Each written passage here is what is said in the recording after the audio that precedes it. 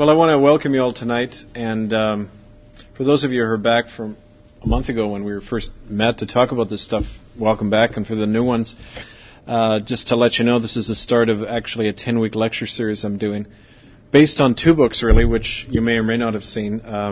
This is a condensed version of a book written in 2001, which is a collection of a lot of the information and testimonies in that related to the atrocities that went on in the Indian residential schools. This is the one I wrote recently, which is kind of my story and what's been happening with this whole campaign. For a long time, a lot of us have been looking in the details of what went on in terms of genocide of Native people, but not the why. That is, the reason that compelled Europeans to come here and felt that they had the legitimate right to destroy other people. I wanted to introduce this whole topic with a quote, and it's actually from, I don't know if you've read Heart of Darkness by Joseph Conrad. He was a European writer who described in Heart of Darkness what the face of colonialism looked like in Africa. And he has this quote that I want to share with you because it puts a lot of what I'm going to talk about tonight in a context.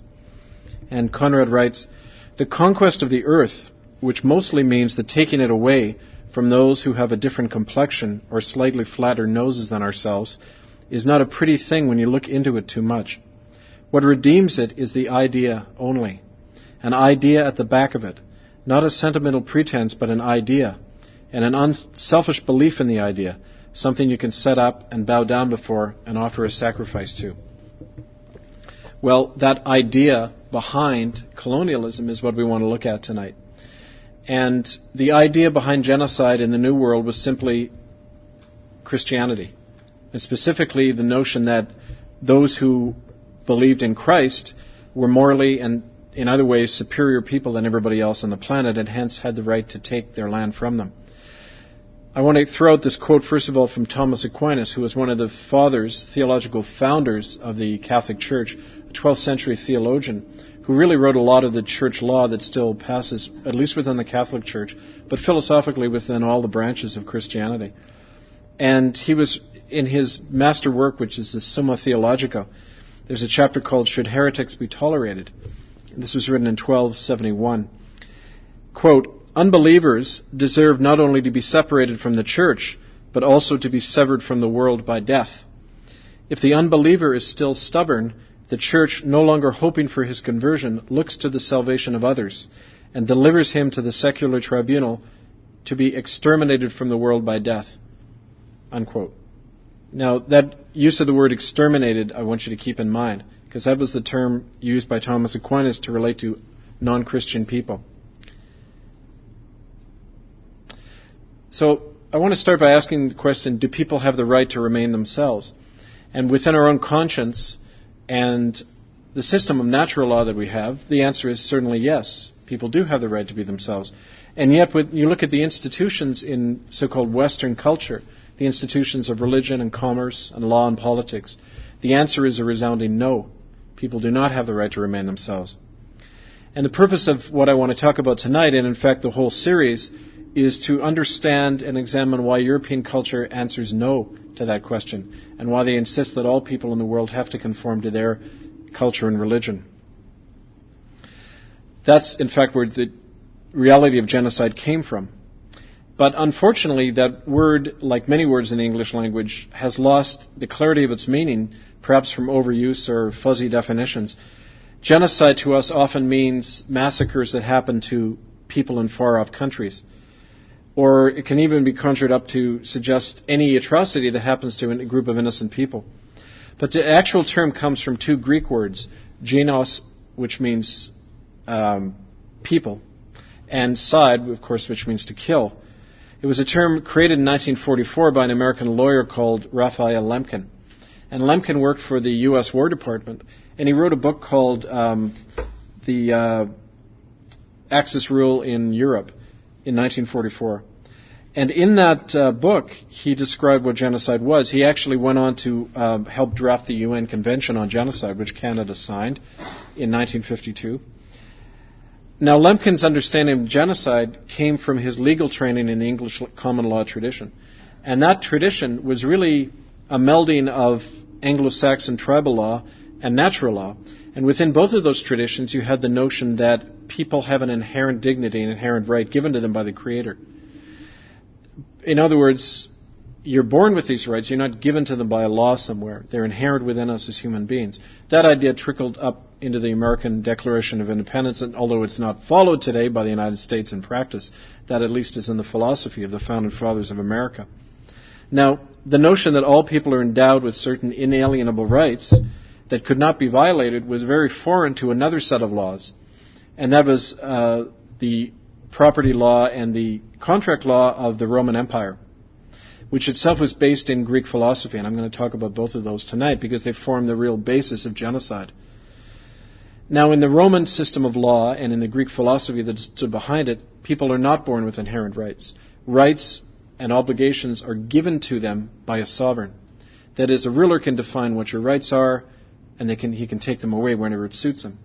Now, this notion of Roman law, one of the threads it followed was within the European system, the French, or what's called the Napoleonic Code, came from that Roman tradition in which the monarch defines for the subjects what their rights are.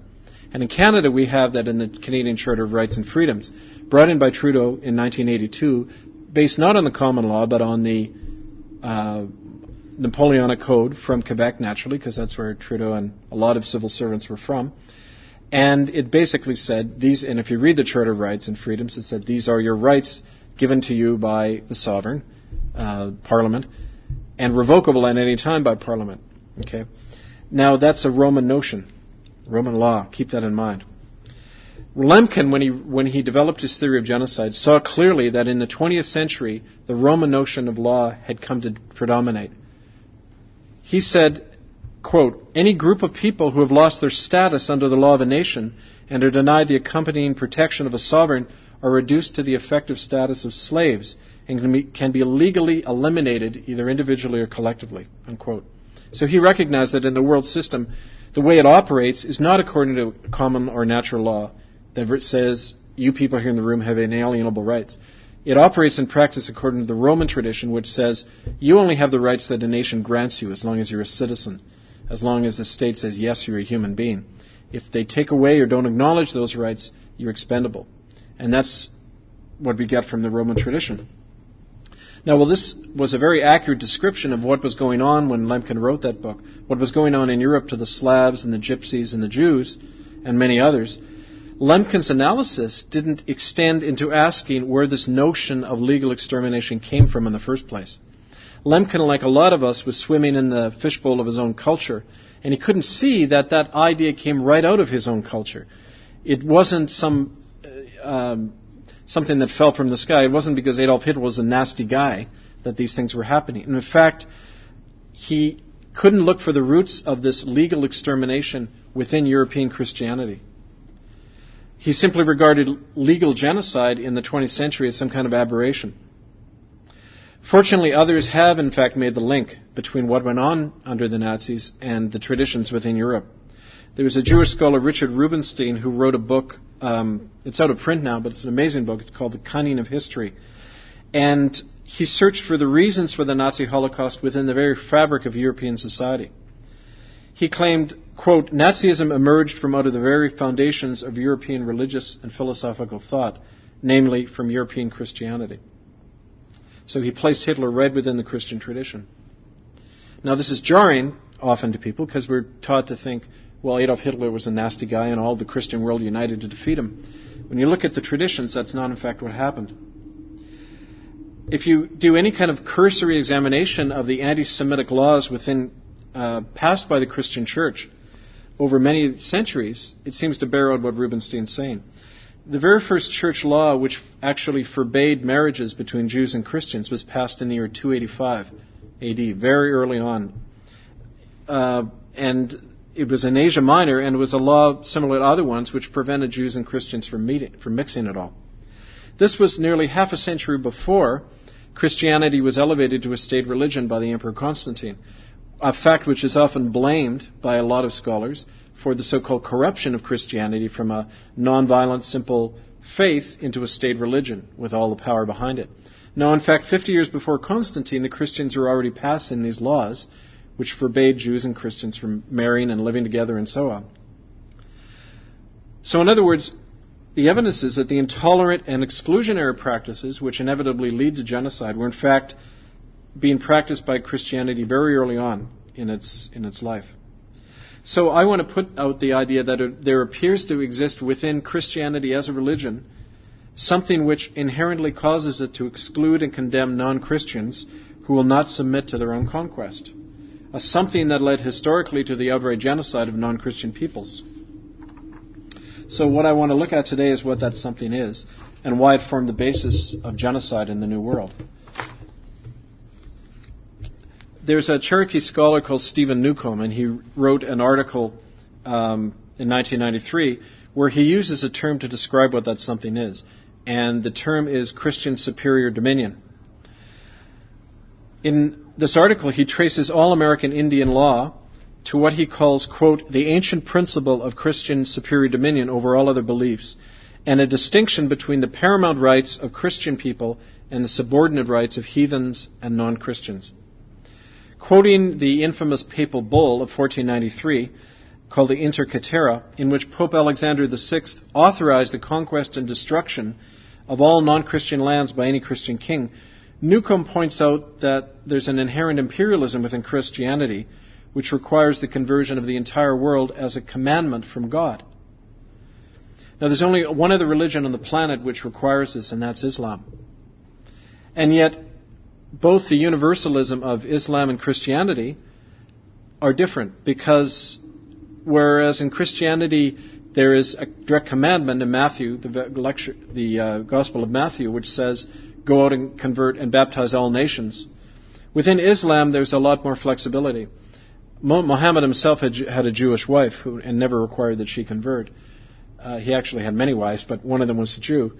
And also, when the Muslims tended to conquer an area, they did not require that people of the book, they referred to Jews and Christians as people of the book. They didn't require that they convert to Islam. They simply required that they pay a higher tax and not build any new churches. But within Christianity, there's this constant notion, which you can trace over the centuries, that compatibility and equality with other faiths is somehow a betrayal of their own faith. That there can't be equality with others, because it's somehow a basic denial of your faith as a Christian. The historical fact is that Christianity has always proclaimed itself to be humanity's truest and final revelation of God in the person of Jesus Christ. Its promised absolute salvation is applicable to all cultures, time, and places. Now, this is a very odd notion when you look at the nature of religion, because religions tend to be very specific to a time and a place and a people.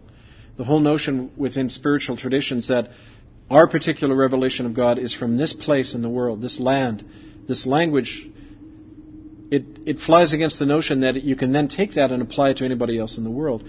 Religion and a revelation of the divine is always a very specific thing. And yet within Christianity, from the beginning, it was a religion that was told could be applied and should be applied to all people in all times. Now, this is an imperial notion when you look at it, the idea we have to go out and baptize all nations. And I think you can attribute that notion less to Jesus himself, despite all the words that have been placed in his mouth by many generations of scholars, as much as to the cultural and the political milieu in which Christianity arose, which was the Roman Empire. And this was an empire imbued with classical Greek philosophical notions, ideas which enshrined conquest and slavery and natural hierarchies as normal and desirable conditions. Now again, I want to really emphasize that the philosophy behind Christianity, which gave rise to it, was kind of the filter through which Jesus' words came and got transformed. That was a world dominated by classical Greek philosophy, and I want to talk about that right now. The world in which Christianity arose was dominated by the philosophy of Aristotle. And in the Aristotelian philosophy, it was taught that there were natural differences that existed between all people, allowing some to naturally dominate over others. Aristotle believed that when you were a slave, you were that way because you were born that way. You were a morally inferior person, and hence you were created as a slave to serve other people. And the rulers were born that way because they were inherently superior to others. Now, Aristotle, his beliefs formed the basis of all the theological writings of the Church Fathers, so-called Church Fathers. St. Augustine, Thomas Aquinas, and all of the theologians that followed in the Middle Ages and even in the modern time base a lot of their philosophy on Aristotle. And take, for example, Augustine. He's an interesting guy. He came along right about the time of when Emperor Constantine legalized Christianity, and he, just to give you an example, developed the just war theory. Now, before about 350, no, more like 310 AD, you couldn't be a Christian and serve in the army unless you took a vow not to take up arms. Because one of the most basic teachings of Jesus was that to love your enemy, to turn the other cheek, and to be nonviolent. Now, up until the time of Augustine and Constantine, this was the norm. There are writings of bishops in Rome in the year 250 that, again, they were sending out letters to their local congregations that were facing major persecution by Emperor Diocletian. And the bishops of Rome were continually saying, you cannot take up arms. We do not use the methods of the world. When calling on soldiers who had become Christians to leave the army. Suddenly, Augustine develops this notion of just war, which was you can be a Christian and you can also take up arms in the interest of the emperor. How can you do that? Well, because if you love God in your heart, that's what counts. And you have to also be a good citizen. So Augustine made this radical split between people's internal life and their life in the world. And that notion, the kind of schizophrenic notion of inner spirituality versus your outer life, that entered into Christianity and in fact dominated a lot of practice since then. So when you combine this with the philosophical background that Aristotle was espousing, which is that there's these natural hierarchies, you began to develop a very lethal combination. To quote Aristotle, the rule of the strong over the weak is a moral consequence. Since the stronger party always enjoys a superiority in something good, it is clear that force cannot be destitute of virtue. So think about that. Aristotle is saying force cannot be destitute of virtue. It means when you conquer somebody in war, you're a morally superior person. That's why you conquered them. So there's this notion that the strong have the right to dominate the weak because they're morally superior to them. Now, you don't get that in any other philosopher I've ever read. It was something unique to the Greeks at that time, and it led to the notion of might makes right. So of significance tonight to our whole discussion, every major Christian theologian since Aristotle and Augustine reasserted the powerful's right and duty to subjugate a weaker party. Augustine himself said that since all people are sinners, those who are conquered by others have no basis to resist their conquest or morally condemn their own oppression.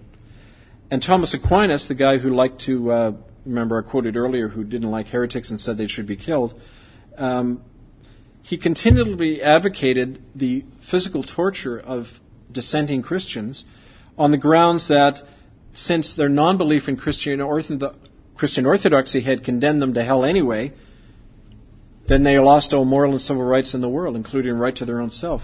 Now this is being espoused again and again by Christian theologians. With that kind of philosophical background, it's hardly surprising that even modern-era political theorists are imbued with the belief that might makes right and the legitimacy of rule by conquest. Now, Thomas Hobbes in the 17th century and John Locke in the 18th, they are modern political theorists. Their ideas went into the formulation of a lot of modern political theory, the things you read about when you take political science, the thing all the political leaders quote all the time. Both of them upheld the right of sovereigns to be masters over others simply on the basis of having conquered them. According to Thomas Hobbes, quote, the dominion of the master over his servant is acquired by any victor, who shall have the use thereof over the conquered. Who shall have use thereof over the conquered. So you can use people once you've defeated them. So in other words, there's this whole moral notion that if you're ever conquered by anyone, you have to obey them because they're your superior. That's kind of imbued within a lot of these traditions within Europe. It's even entered right into the language. When you look at the Latin word for property and legal title, it's dominum. Now, that's derived from a Sanskrit word dominus, which means he who subdues. And we get the word dominion. Domine is also a Latin word for God. In other words, ownership in the Roman tradition didn't mean simply possession, like when I own this, I possess it for a little while. It also means conquest and absolute control over another. So when you possess something, you own it for good and you have absolute right over it. Whoever subdues another person or steals another land, and this is relevant to the genocide thing, whoever does that automatically controls and rules over the subjugated people, since the latter have lost their inherent rights and status. The Roman world even extended this to apply to the whole world and to their notion of God, like I said. So in effect, in that philosophical outlook, all of creation, including the divine, is a battle of the strong over the weak. So when you take these two ideas, the idea that there's a natural superiority of one class over another, combined with suddenly Christianity becomes a state religion in Rome, that's a kind of a lethal synthesis going on because it creates something called Christendom. And I really want to make a distinction between Christian belief in the teachings of Jesus and Christendom. Because Christendom was created when you fused that church with that notion of superiority with the Roman state. Proof of what happened is no church since that time, no mainline major church, has ever practiced the teachings of Jesus in terms of nonviolence. To give you an example, can you imagine if the churches of Canada or the U.S. took out a full-page ad with a picture of Saddam Hussein and just wrote under it, "Love your enemy"? They wouldn't do it. They knew they'd lose their tax status. They knew they'd probably get arrested. They're incapable of espousing the most basic teaching of Jesus. Now, what does that tell you? I mean, that tells us a lot. But only if you have overcome this notion that somehow Christendom is equivalent with Jesus Christ. In fact, it isn't. Christendom was created when the Catholic Church fused with the Roman Empire. Brief history lesson. When the Western Empire fell apart in 476, the Catholic Church literally took over the apparatus of the Roman state. Give you an example, a diocese, which any Catholic knows is a geographical unit within the Catholic Church. Diocese was a Roman imperial name for a province under the Caesars. The Church just takes the name and makes it a religious one. The symbol you see, it's a backward P with a cross through it. It's got an X through it and a backward P. I don't know if you recognize that, but it's a symbol you see all the time on albs and clerical garments, both Catholic and Protestant. Well, that was a Roman cavalry symbol. It was called the laburnum, and it was a military symbol used by the Roman cavalry. Yet suddenly it becomes a religious symbol. Well, how did that happen? That happened because something called Christendom was created, and it was a new thing. It wasn't the thing to remember. It was something totally new.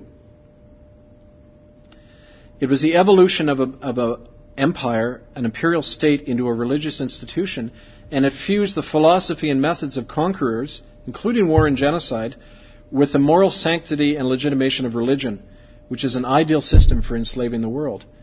Because you can't resist your oppressor since God is on your side. God is on the side of the oppressor. Okay? Now, one of the reasons this happened so quickly, in a couple of generations, in the 4th century, is because in the year 317, something very significant happened. The Emperor Constantine granted the Church the right to receive bequests and inheritances, a benefit which may have ensured the Church's physical survival, but it required that the Church incorporate under Roman law, become a corporation, in order to receive those bequests. Now, some of you may go, aha, I know what that means. A corporate entity under Roman law and still today is not only tied directly to the state, but it creates an artificial, unnatural body that is removed from the life and ultimate control of the members. I'll give you an example. The notion of a corporation comes out of Roman law, and it says, okay, normally as a human being you have unlimited liability. That means you're completely responsible for all of your actions. If you come up and hit me, I can hold you accountable for that. Limited liability is what's created with a corporation. It's what it is. It's like a papal dispensation. You know how the popes used to say, if you kill in the name of the church, you're absolved from all crime, from all judgment. You can kill, rape, murder. This is what they regularly did during the Crusades to the Crusaders. You can do all that in the name of the church.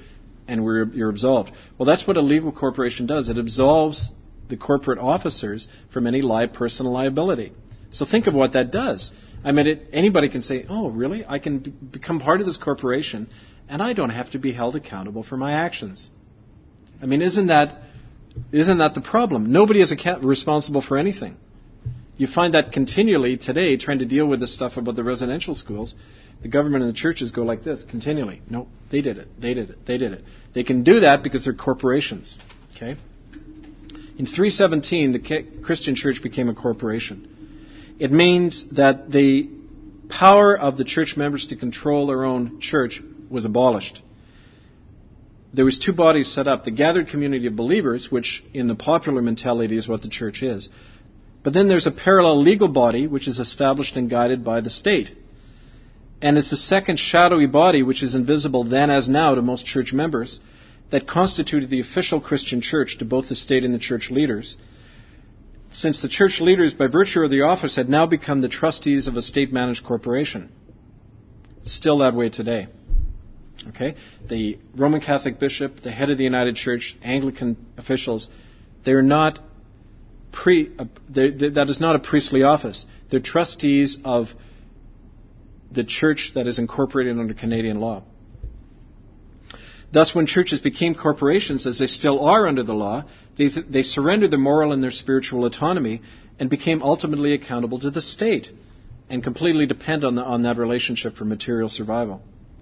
Now, that not only explains why no church has ever confronted their own state at times of war. I gave you the example of why they won't run an ad saying, "Love your enemy," with a picture of Saddam Hussein, any more than in World War II we would have run an ad saying, "Love Adolf Hitler." Okay, they cannot go against their own state when the state exercises the most basic function of a modern state, and that is the use of violence to subdue another state or another people.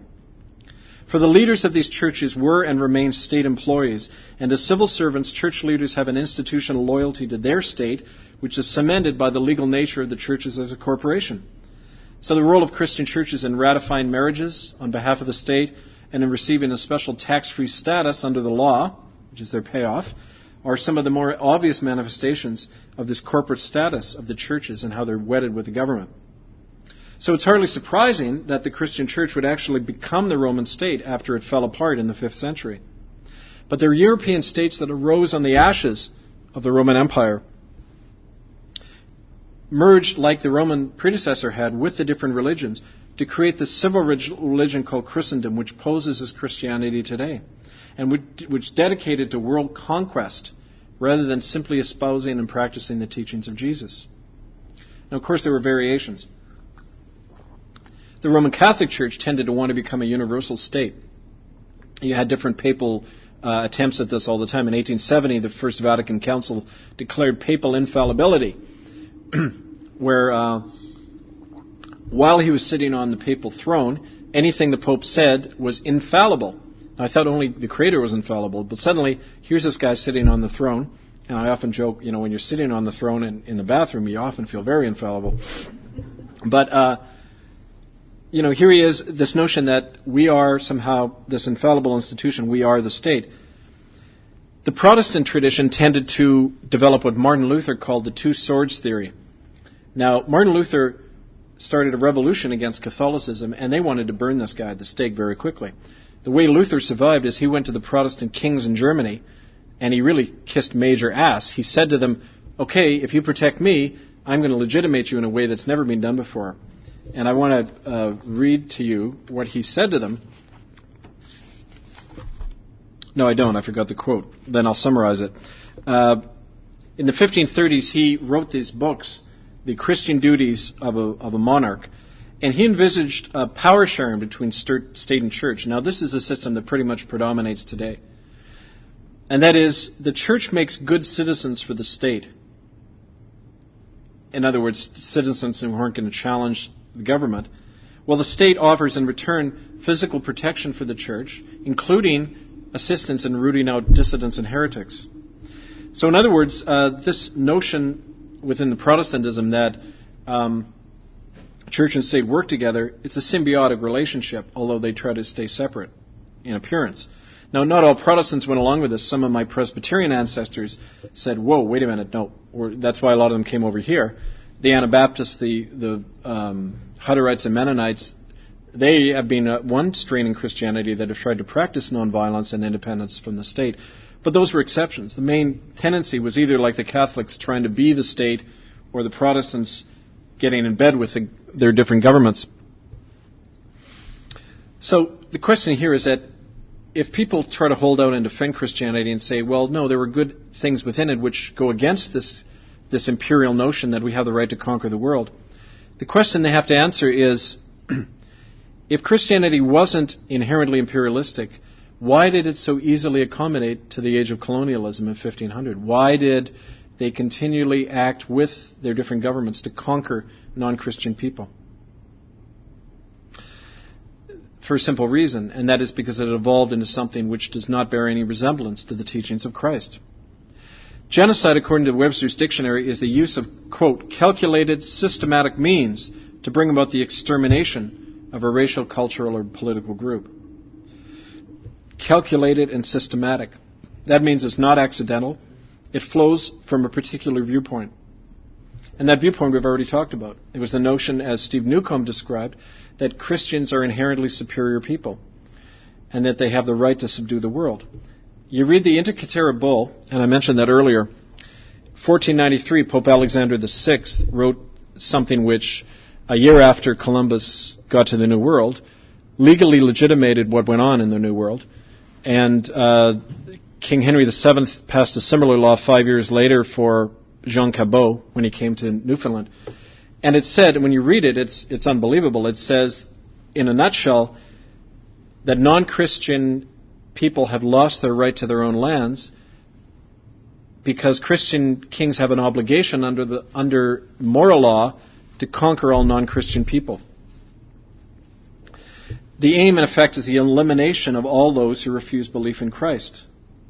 And within that, the methods of elimination could vary, and they varied a lot.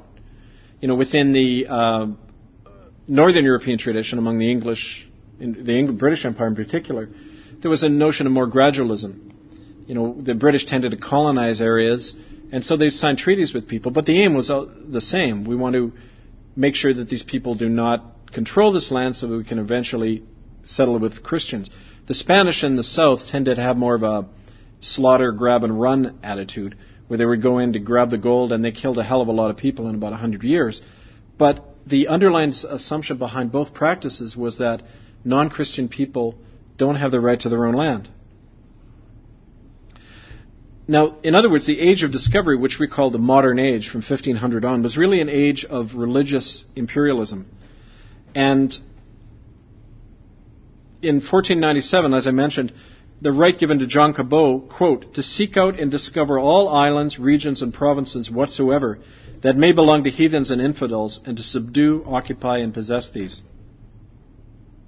So in effect, every nation and church in Europe proclaimed the principle. It's entered into history with the label the discovery principle. The notion that whichever Christian nation got to a non-Christian land first automatically owned that place, simply because the non-Christian people didn't have the right to resist them.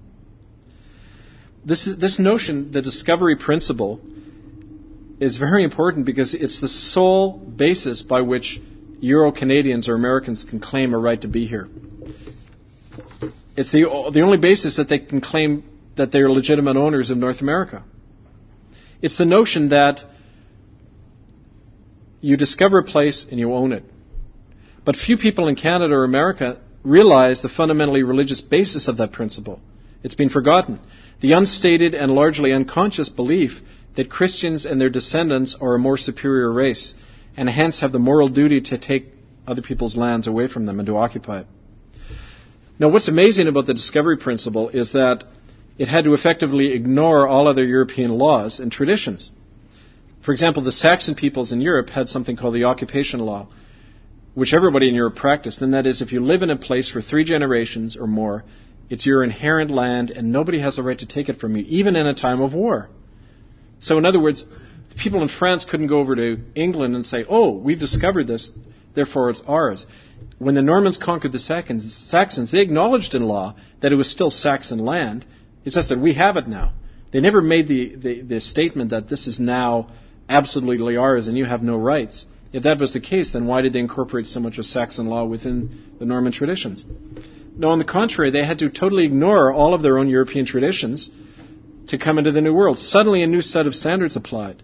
There was no precedent in Europe whereby discovery alone gave people a right to totally take over the land of another person. That was a totally new idea. So where did they get it from? Where did Europeans get this notion from? They invented it out of thin air, apparently. Actually, what happened, the very neat trick that went on, they relied on genocidal philosophy, the belief that there's two standards that apply, one to the conquerors, one to the subjected people. And here's how the logic went. Civilized laws, such as the Saxon occupation law, apply only to Christian people. Now, this was a neat trick, since the Saxons weren't even Christians when they invented the law. Yet somehow it's a Christian law all of a sudden that apply only to civilized people. And yet there's another set of standards that apply to non-Christian people. Non-Christian people have an inherent right, and that is to be subjugated by Christian people. When you read all of the commentary on this over centuries, it's all rooted in this notion. Well, we can't apply the same laws to them. They're not Christian. It's kind of like an unstated fact. So there's a double standard principle at work, and it's operated for 500 years, and it still operates today. For only this two-tiered understanding of the different rights of so-called superior and inferior people could have allowed the conquest of the New World in the first place. Okay, so you following me up to now? Okay. So what we've forgotten as a culture, as a people, is the fact that this notion, the two standards, was founded on a religious principle. That is, on the fact that the notion that Christians were superior to non-Christian people. Clearly, if Aboriginal people were recognized as equal, we would never have had any basis, either morally or legally, to conquer the New World. So they had to be reduced in status. And their inferiority would have had to be created, even if it didn't already exist within Christianity.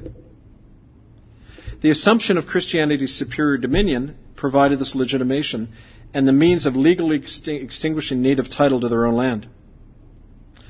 How did they do this? They couldn't look to their own laws because the law in Europe said, you don't have the right to be here. You don't have the right to do this to Indian people.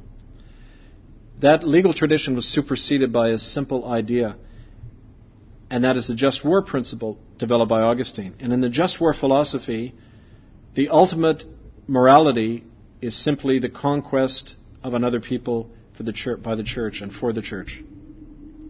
Because the conquest of non-Christian people is required for the sake of their spiritual salvation. Okay?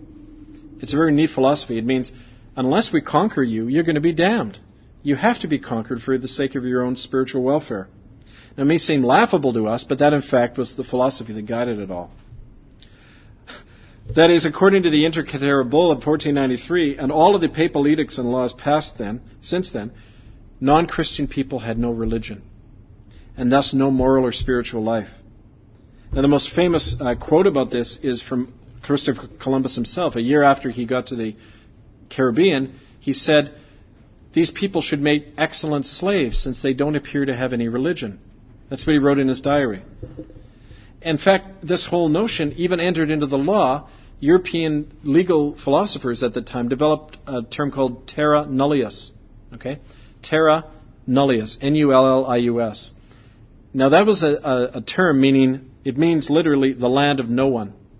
And in the European law it meant when there was a volcano and an island was created and nobody was there wasn't any land, whoever got there first, it was theirs, because it was terra nullius. Well, imagine they applied the term and the notion to millions of people in the New World. This is terra nullius. This is the land of no one. It not only allows people to say, oh, okay, then we can come in. It's empty land. But it reduces all the people here, not only to the status of non-persons, but non-existing persons. And this is the key, okay? Search the way you look at the world if you're raised as a non-native person in North America. Time and again, you crop up in movies, in conversation, virgin territory. What did we find when we got here? when you're standing on the prairies, or when you're standing in any of the land of the New World, untouched virgin territory, like terra nullius, the land of no one. Okay? I mean, even the Nazis referred to the Jews as Untermenschen, which means subhumans. They had a notion, okay, Jews were inferior, but they were still human beings. Indians in the New World didn't even have that status. They were seen not to even exist. The land was unoccupied in European legal notions, and hence free to conquer and exploit. This was and remains the foundational belief system of North America, Europeans and their descendants towards Native people in America. Now, when we grasp this fact, when we see that for centuries we've been inculcated with the notion that this was never occupied by anybody. Okay, we can see Indians, but under the law they don't exist. Then think of what that creates within your typical non-native Euro-Canadian or Euro-American. You're a split personality. You say, okay, yeah, there's Indians, but we don't have to recognize them because they're non-entities. Now that explains a lot in terms of how Native people have been treated and are still viewed. Now, the church was troubled by the obvious reality that there were, in fact, millions of people running around here. And so the terra nullius doctrine was modified as the centuries went on. There was a Franciscan priest called Bartolomeo de las Casas, and he served as advisor to the King of Spain, and he said that, no, Indians had the capacity to acquire true religion. Guess which one that was? And attain the status of a subordinate human being if they were converted to Catholicism and a European way of life. Once assimilated in that way, Indians could then be legally enslaved, but they couldn't be murdered or sexually violated. So the best an Indian could hope for, you get baptized, you convert, you forget about your land and your culture, you dress and think like a white, and then you can be legally enslaved. They just can't murder you. Now that was the legal system that really led to the residential schools and stuff we're going to be talking about in later lectures. This modified attitude towards Indians entered into European practices with the result that all the empires eventually granted a conditional humanity to Indians, provided they become like us. If they didn't become like us, they were still terra nullius. They were non-existing persons. And you don't have to worry about if you expose non-existing persons to tuberculosis or smallpox, or if you sterilize them, or if you kill them in the residential schools. They're non-existing persons anyway under the law, so how are we going to be held accountable for it? It's one of the reasons that explains why principals and staff in the residential schools continually got away with what they did, because they knew they never had to face any prosecution for killing non-existing persons. You know, to give you an example of that, I found an article in the Globe and Mail in 1953 where a guy called Trevor Jones, who was the head of the Anglican Church at the time, made reference to the practice of the federal government of not treating Indians and Eskimos, or Inuit, when they acquired tuberculosis. Now imagine the regime when the top official of a church can just freely say, oh, well, the government didn't treat Indians and just let them die whenever they had tuberculosis. That's a regime where people know they don't have to face any consequences for their actions because they're non-existing persons. I'm almost done. Then we'll open it up. So I want to summarize by saying the discovery and the conquest of the New World was described and understood by Europeans as an essentially religious mission. It allowed Christendom to legally rob, kill, and steal while feeling morally justified and required to do so, which is what the practice of genocide advocates are everywhere. There's always a moral sanctity around the practice of genocide.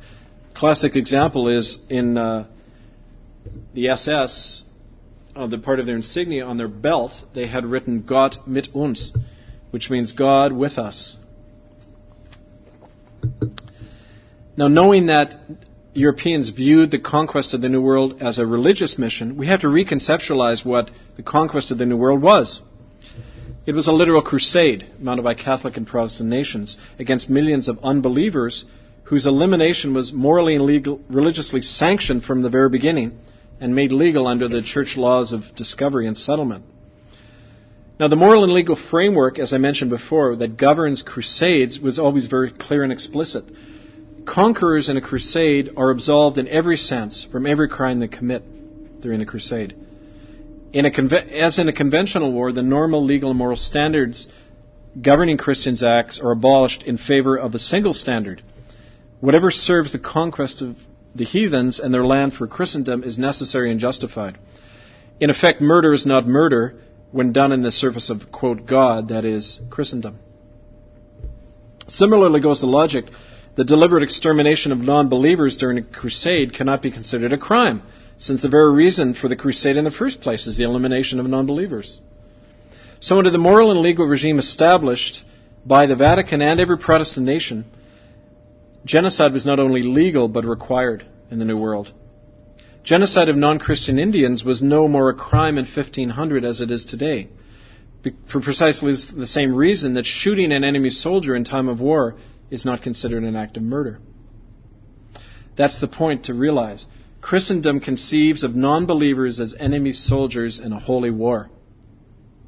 A fact that you have to grasp if the historical legitimacy of European genocide is to be understood. They're enemy soldiers. Hence we have the right to kill them. Now, as enemy soldiers, the elimination of non-Christian Indians is legal and morally justified. But the Church established rules of war, which govern the treatment of those people who surrender. As long as the enemy capitulates and gives up the resistance to the conqueror, that is, becomes a Christian, and accepts Christian superior dominion, they are to be imprisoned and not physically harmed. Imprisoned in residential schools, in Indian reserves, under the law, in a special category. Excesses of war always happen. Sometimes people are killed. But by and large, when you neutralize your enemy, you then have to treat them okay. Rather than completely eliminating them, Christendom tried to simply absorb non-Christian people. So, final point, it's for this reason that the legal status of every native person in the New World today must be considered to be that of prisoners of war under European law. A holy war which was officially inaugurated by the Church in 1493 and pursued since then by every Christian church and nation under the same legal and moral framework. As prisoners of war, Indians are regulated by special laws, like the Indian Act of Canada, which supersedes all other legislation, including the Charter of Rights and Freedoms. You'd think people would ask why that's the case. And are confined, like all prisoners, to a special status in society that segregates them within society. In closing, it was never the intent of Christendom to exterminate all Indians. Simply do these things. Destroy their non-Christian identity and resistance, seize their land, cull their numbers down to manageable levels, and then isolate and control the surviving remnant through special legislation and agencies, including special reserves. And this is the reality of genocide and why and how it continues in the world today. And acted out according to the underlying script of Christian superior dominion. So in the next week lecture, I want to develop this and look at how this played itself out in the New World. Okay, thank you. Let's open it up for questions and comments. I hope you're able to absorb all that. I'm actually going to produce these in a booklet form after, so that all 10 lectures will be in a written form and people can go over it. Well, welcome back to our second lecture on the nature and history of genocide. And to put it in context, I wanted to lay out for those who weren't here that what we're talking about is really a fundamental question. It has to do with the nature of a culture that not only committed genocide against native people, but actually, and I'll talk about this tonight, had to commit the same kinds of crimes against the indigenous populations of Europe. So I want to talk about how this seems to be something innate within our culture, within the religion, which causes these things to happen. Last time I showed this, I didn't show it, but I described this symbol, and I want to talk about it again. This is the laburnum, and this was a Roman cavalry symbol. For those of you listening, it's a backward P. Well, it's a frontward P, actually. Sometimes it goes back, but with an X through it. And it's often, it's a liturgical symbol you see on the garbs of Catholic and Protestant clergy. And this was actually a Roman cavalry symbol that was adopted wholesale by the Catholic Church and turned into a religious symbol. So for me, it's a symbol of how statified Christianity simply put a religious legitimation on war. And so what we describe as Christendom, that is, Christianity allied with the state power, was a means by which that conquest of the world got a religious legitimation, and I want to talk about that tonight. But especially in how it began to play out in North America after about 1500. I want to start with a quote from Karl Marx in Volume 1 of Capital, where he says, quote, "The discovery of gold and silver in America, the extirpation, enslavement, and entombment in mines of the Aboriginal population, the beginning of the conquest and looting of the East Indies, the turning of Africa into a warren for the commercial hunting of black skins, all signaled the rosy dawn of the era of capitalist production. Thus, through these idyllic proceedings, did Christianity assert its divine right to conquer the world." Unquote. So, besides this kind of ironic humor there, Karl Marx is describing how really the process of Christianizing the world and capitalizing the world were really one and the same in the minds of the Europeans. Behind this economic motive for profit that Marx describes, that guided a lot of the colonial conquest of the world, there also lay a religious imperative that I've described as Christendom, which required that all peoples of the earth either be made into Christians or exterminated. And in my first lecture, I described how and why Christendom arose as a lethal synthesis between the Roman state and a Christian church convinced of its own innate superiority. I'd like to summarize again the main points of what I talked about last time, especially since some of you are new, and to show how that whole philosophy was behind genocide. So these are the main points from last week's lecture. First of all, genocide is the systematic and calculated eradication of any group. It's really the philosophy that says we have to exterminate the stranger. The term genocide wasn't coined until 1944, but it was developed by Europeans, and as such was never understood as having emerged from within European society itself. When you look at the early writings on genocide, right after World War II, it was almost the assumption that this was something that was an aberration. But in fact, genocide is a system, I claim, that's unique to European society, having arisen from within Christianity and manifested fully once the Christian church merged with the Roman state and its descendants. Second point, the classical Greek philosophical foundations of Christianity, and especially the writings of Aristotle, were rooted in the belief that the powerful had the right and the duty to subdue and rule over the weak because of an innate moral superiority and the existence of natural hierarchies.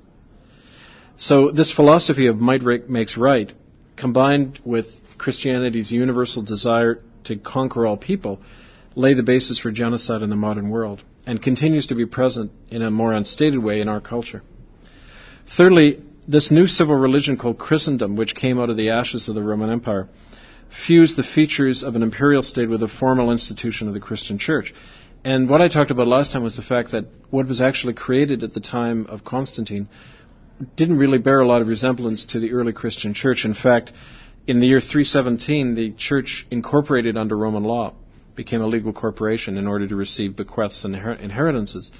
And as such, as a legal corporation, became an arm of the state, and the church leaders trustees of a state-managed company. So the Catholic and Protestant churches that evolved from this corporation, if you like, have not only been tied to the whole, project of the different European states of conquest, but they've been tied ideologically to those states as well, and I used the example last time of why no Christian church in North America dared to enact the nonviolent the teachings of Jesus and run a full-page ad in the New York Times with a picture of Saddam Hussein with the words under it, "Love your enemy." They wouldn't dare to do that because they'd lose their tax status. They might end up in jail for acting on the most basic Christian teaching of loving your enemy and turning the other cheek. So that tells you something about the nature of the modern churches and their relationship to the state. Fourth point is the so-called Age of Discovery, which we've been taught in school, began around 1500. When you look at it, it was actually an era of religious imperialism in which the whole philosophy of the superiority of Christianity fueled the genocide of many millions of non-Christian people, as we know. Now, when you examine it, this genocide was in reality a legal crusade against non-Christians, which was formally inaugurated in 1493 by a Vatican law called the Inter Caetera. The Inter Caetera sanctioned and required the conquest of all non-Christian peoples by Christian kings. It absolved, as happens in a crusade, it absolved all acts of murder and conquest done in the name of the church, and it declared that non-Christians had no rights or separate existence, since they occupied a legal condition called terra nullius, which in the law means the land of no one. That is, they were members of a non-existing species. And in other words, non-Christians were and remain non-existing people in the mind and laws of Christendom. That's a very important point. We'll come back to that. Fifth point was the conquest of the New World. In other words, was a religious crusade, a mission that outweighed all other legal and moral considerations. You know, if it was simply an economic drive by the Spanish to get the gold or by the British and the French to get the furs and the fish, they wouldn't have absolved themselves so absolutely from all crimes done against indigenous people. To give you, it would be kind of like claiming that Hitler invaded, in a lot of countries in Europe simply to get the resources. We know that isn't true. We know that there was a whole philosophy of ethnic cleansing and anti-Semitism behind that. Well, what's hard for us to acknowledge is that as inheritors of a similar kind of empire, we weren't motivated by the same kind of racist ideology. In fact, we were, and that's what we're examining. The sixth point is, it was, and this is kind of the main point I made last time, it was never the intent of Christendom to exterminate all Aboriginal people. Simply do a number of things. Destroy their non-Christian identity and resistance, seize their land, cull down their numbers to a manageable level, and this was one of the main functions of the residential schools. We find when we look at the death rate of, on average, 50% across the decades in every school, we see that there's a policy there of simply culling down the numbers to a certain level by deliberately exposing the children to tuberculosis and not treating them and those kinds of actions. All of that is explainable when you look at it in the wider context. If you have the lone nut theory of the residential schools, it doesn't make any sense. You can't use that to explain how half the children died. So culling down the numbers, a very important aim of genocide. And finally, isolating and controlling the surviving remnant of the native people through special legislation and agencies like Indian residential schools and reserves. So the legal genocide that occurred took place according to an underlying script of Christian superior dominion, which simply doesn't recognize the right of non-Christians to resist Christianity. So that's what I went over last time. And tonight, I want to look a bit more at how it began to manifest in the New World, especially in Canada. The consequences of this religious imperialism are well known to many of us. Probably 50 million native people in the New World were exterminated, the largest mass murder in human history.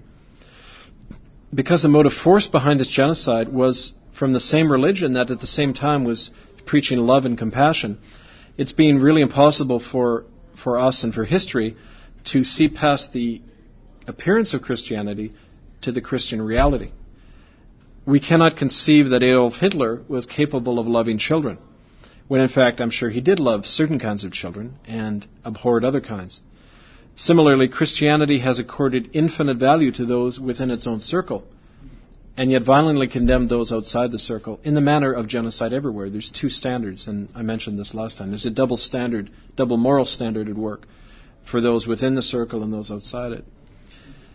Now, that double moral standard has to really be understood if the Christian basis of genocide in the New World is to be grasped. That genocide was driven by a religious creed, but as we know, was also propelled by economic forces, which were transforming Europe around 1500 and inflicting much of the same suffering on the indigenous people of Europe, especially the traditional peasantry. Like an uncontrollable monster, the genocide doesn't just strike out at other peoples, but eventually ends up consuming itself. And it actually started historically within Europe. The most obvious examples of this genocide were, of course, during the witch hunting craze, where millions of men and women were murdered simply because their crime was to cling to pre-Christian traditions of healing and religious practice. Of course, the other major example was the consistent slaughter of Jews by European Christianity, which of course didn't originate with Hitler. Hitler was really enacting a lot of the laws that the churches had first brought in as early as 285 AD, which separated Christians and Jews from marriage and from living together. The extermination of dissenting Christians like the Cathars by the Vatican in the 13th century, when you look at those crusades done within Europe, it bore exactly the same legal justification and belief system which was displayed by missionaries in the New World.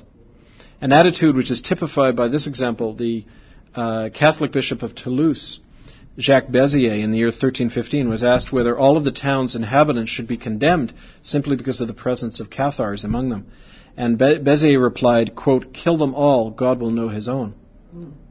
That's played out, and there's a modern, I saw a T-shirt of a mercenary in Africa, and it said, "Kill them all, God will sort them out." I mean, that ideology has come into the present time. And yet even these Christian imperialists could appreciate how this system of internal genocide was actually destroying the foundations of their own society. Thomas More, the Chancellor of England, who burned a number of heretics in his day, wrote in 1521 about how the growth of European capitalism was destroying many English farmers and driving them off their land because of the enclosure of the common land by wealthy English landowners in order to grow wool for export markets.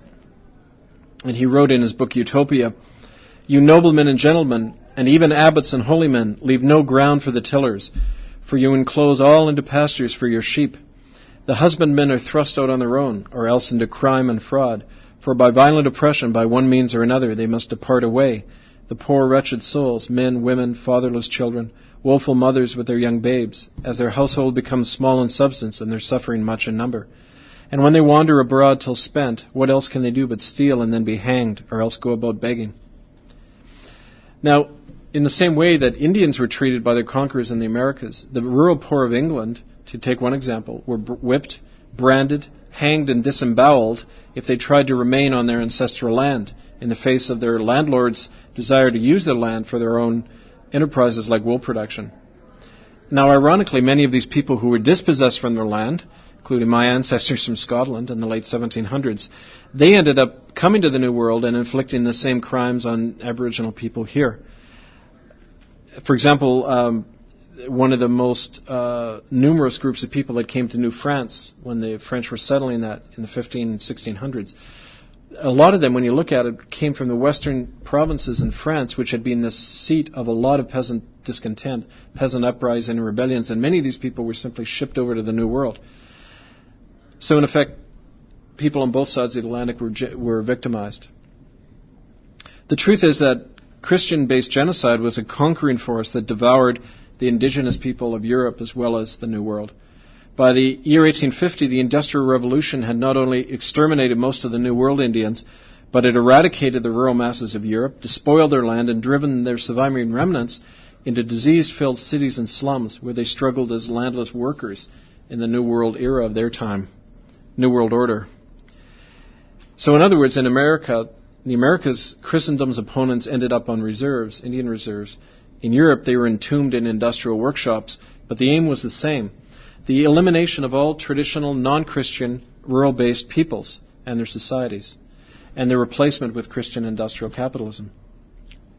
Now, this was a war that has taken place for more than 500 years and continues, but its seeds lay not only in the nature of Christendom as an imperial creed of conquest, but in the empires of money and warfare that increasingly worked hand in hand with the church to destroy the indigenous peoples around the world. Now, to give you some historical facts, this war really began in earnest a year after the Pope declared the Intercaetera Bull. In the year 1494, the Pope sat down with Spain and Portugal and devised a thing called the Treaty of Tordesillas, which basically drew a line down the center of the globe and divided the world in two. Spain got the entire Western Hemisphere except for Brazil, and Portugal got Brazil and all of Africa and Asia, which is why people in Brazil today speak Portuguese. But in effect, the Pope said, you have those two spheres of influence and you can't interfere in others, with one another. Now, the Protestant nations, of course, weren't part of that. They were tended to be pushed to the periphery in the north, although that changed because Spain, as a semi-feudal power, couldn't really withstand the growing industrial might of the Dutch and the English and the French.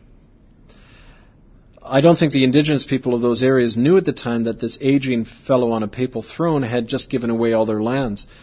But as one comic has said, Christianity means never having to say you're sorry. And he said in relation to at least the era of colonialism. But this Treaty of Tordesillas opened the floodgate for European expansionism. Within a few years, the whole New World was being flooded with soldiers of fortune, missionaries, but primarily in terms of Canada and the U.S., initially fishermen and the missionaries who came in their wake. In other words, none of the European powers wanted to be left out of the sudden scramble for wealth. Spain, of course, at the time was the superpower of the day and dominated the main rape of the New World through the attack in Central America on the Mayan and Aztec people. Within 50 years of Columbus's landfall in the Caribbean, over 1 million Indians had died. The Arawaks, the Caribs, the Tainos were dead from disease, smallpox, war, or being worked to death in the gold mines of the Dominican Republic. Marginal powers like England were forced north into the nevertheless very rich fishing grounds of the Grand Banks. Jean Cabot, who first landed there in the late 1490s, said, quote, "The cod are so numerous that we have only to lower our baskets into the waters to have them filled." So it is plentiful in resources, and this was one of the things that attracted the Europeans so quickly. Now, Cabot had been granted a charter by King Henry VII, which is very similar to the Inter Caetera, to, quote, "occupy, possess, and subdue these people as our vassals." And yet in the Northern Americas, this effort, where we live now, this effort went very slowly at first. While the Spanish had pretty much eradicated the Aztec and Mayan by 1600, the Europeans had barely a foothold in Canada and what would become the U.S. by that time. This wasn't for want of trying. When Jacques Cartier arrived in 1534 into what is now New Brunswick, he subjected the native people there to salvos of cannon fire filled with sulfur, lead, broken glass, and mercury. And then he demanded of the survivors that they trade with him. And according to Cartier, quote, "They bartered all that they had, and they all went back to their homes without anything on them." So it's kind of ironic that Cartier would then comment on these people and calling them savage. He said, "These people can be called savage, for they must be the poorest people on earth. For altogether they have not the value of 5 sous among them. And yet they share whatever they have and live in a true community of goods. They are utter strangers to distinctions of property, for what belongs to one is equally on others." Now I found this a very interesting quote because he's describing, if you read in the book of Acts in the Bible, the descriptions of the early Christian communities, Acts 2 and 5, they describe that the Christians held all things in common and there was no poverty among them because people shared whatever they had with one another. So perhaps the church by then, which had been so turned away from that simple path by wealth and power, got uncomfortable with seeing this Christian example being lived by the native people of the New World. And this might have increased the resolve to destroy that subversive example that might have influenced too many Christians to actually try to live Christianity. So I think that this might have been behind part of the motivation in the sudden eradication of those people by the Catholic and Protestant churches. But this eradication was kind of stalled in what's now Canada for about 100 years because in the 1500s, these wars of religion broke out in Europe between Catholic and Protestant, and that occupied France especially. But by around 1600, France began to penetrate eastern Canada in a big way and established settlements on the banks of the St. Lawrence, opening up fur trade with the Algonquin-speaking nation known as the Huron. Now the English began to work north from their settlements along the Hudson River in New York, and they came into direct clash around 1610 with the French in New France. But by that time, Spain, which had been the leading imperial power, had been confined by the efforts by the English and the Dutch. Actually, the Dutch won their independence from Spain during the 1500s. And this kind of power vacuum allowed the French to supersede the Spanish. France was the first country actually to develop a national market and a banking system. And this allowed very large companies to emerge in France, which saw the fur trade as the way for them to build up capital. And in fact, when you look at the main reason, there's a famous quote from Madame de Pompadour, who was the mistress of Louis XIV, and she said, "Canada is only useful for providing me with furs. Kind of the attitude of the French ruling class back then. But the thing to remember is that this invasion and the creation of New France was a joint effort very much by the church and state. The early communities in New France, what became Quebec, were ruled by a triumvirate of three people: the military governor, a soldier, the intendant, who was the civil administrator from France, and the Catholic bishop. And these people made all the laws and ruled. And interestingly, right up until what was called the Quiet Revolution in Quebec in the 1960s, you had that kind of unity of church and state going on, where the church ran the educational system and so on. So, like the British, however, the French were in a very weak position in relation to the Indian nations they encountered. And so the first thing they tried to do, they didn't try to exterminate them like the Spanish did. They sought to build alliances and even treaties. The Catholic Church, and especially the Jesuits, were the main force in getting the Huron to form alliances with the French and to form a military pact against the British and the Iroquois and Mohawk allies. Of course, the impact on the local Indian nations was disastrous. By 1600, smallpox had destroyed over half of the native people along the St. Lawrence River. Indians were encouraged to war on one another by Jesuit missionaries who supplied them with arms and alcohol. And as the British moved north to infringe on the French settlements, the Hurons were forced to fight the Iroquois in a struggle which would eventually lead to the complete extermination of the Huron nation. This war was all about furs and about religion. To quote one Catholic bishop who lived in New France at the time, quote, "It is expedient that there be no peace at all between our Huron brothers and their neighbors. For if the Huron were at peace with the Iroquois, they would be induced to trade with the English and Dutch heretics, and our power in New France will be eroded. This coming war is very necessary if we are not to risk losing the whole south shore of the St. Lawrence, and indeed all of Canada." Unquote. Now, the fur trade, as all the early industries in New France, were actually owned by the Jesuits and their wealthy associates in the state-sanctioned companies out of France. The average profits from the fur trade was in the thousands of percent every year, partly because of the extreme exploitation that the native people were in relation to that. The native people who went out to trap and then prepare the pelts, the fur pelts, it was very common for 1,000 beaver pelts to be traded simply for a single knife or pane of glass. Now, the missionary efforts of we learned in school about, Father Jean Brébeuf and the Jesuit missionaries. When you look at where the missionaries went, their efforts were aimed primarily at weakening the traditional intertribal loyalties, which stood in the way of the expansion of the fur trade. I mean, the native people had no reason to be slaughtering all the beaver and providing so many furs to the Europeans. Only by breaking the traditional tribal loyalties and alliances could that fur trade happen, and that was the main purpose of the Jesuit missionaries, to do that. The divisions and conflict caused by the conversion of native people fatally weakened the Huron nation. To quote Jean Brébeuf of what they did when they moved into a native area, quote, "Our converts are always camped separately from their family members and neighbors so as to avoid all contact with the sinful ones." So they're creating these divisions within Huron society. By 1650, warfare and smallpox had nearly annihilated all the Huron, as well as many of the victorious Iroquois as well. On average, nearly 2/3 of all Indian people who had any contact with Europeans died of smallpox in this period. The remnant survivors were invariably expelled and driven west in a genocidal practice termed by Jean Brébeuf himself as, quote, this famous quote, "What is required for the faith and fur trade." Two go hand in hand, you see. Now, these essential features and methods of European genocide remained intact throughout the entire history of Christian contact with the Indian nations of Canada. Only the tactics varied. And this became apparent when you look at the difference between the British and the French and their relationship to native people. The French tended to use church-led trade and military alliances to conquer the Indian lands, but the British had a different method.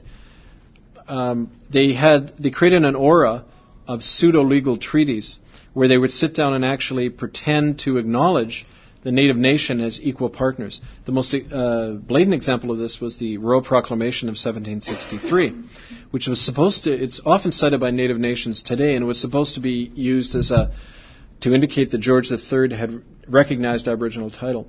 But what's not described is that whenever those treaties were signed, there was a preamble which said all land is invested in the British Crown. So in effect, and still to this day, the assumption in all treaty makings is that, well, this is still Crown land. So the British gave themselves a kind of a notwithstanding clause that you get in the Canadian Charter of Rights and Freedoms. Yeah, we can sign these treaties, but of course you know that ultimately the Crown owns all the land. And thereby nullifying any attempt by Native people later to claim the land for themselves. So this big lie has continued to characterize land claims negotiations in Canada today, which is especially in BC why Native sovereigntists say that they aren't entering the treaty process because it's a big scam. But you can see the scam started long ago. It didn't just start with Pierre Trudeau.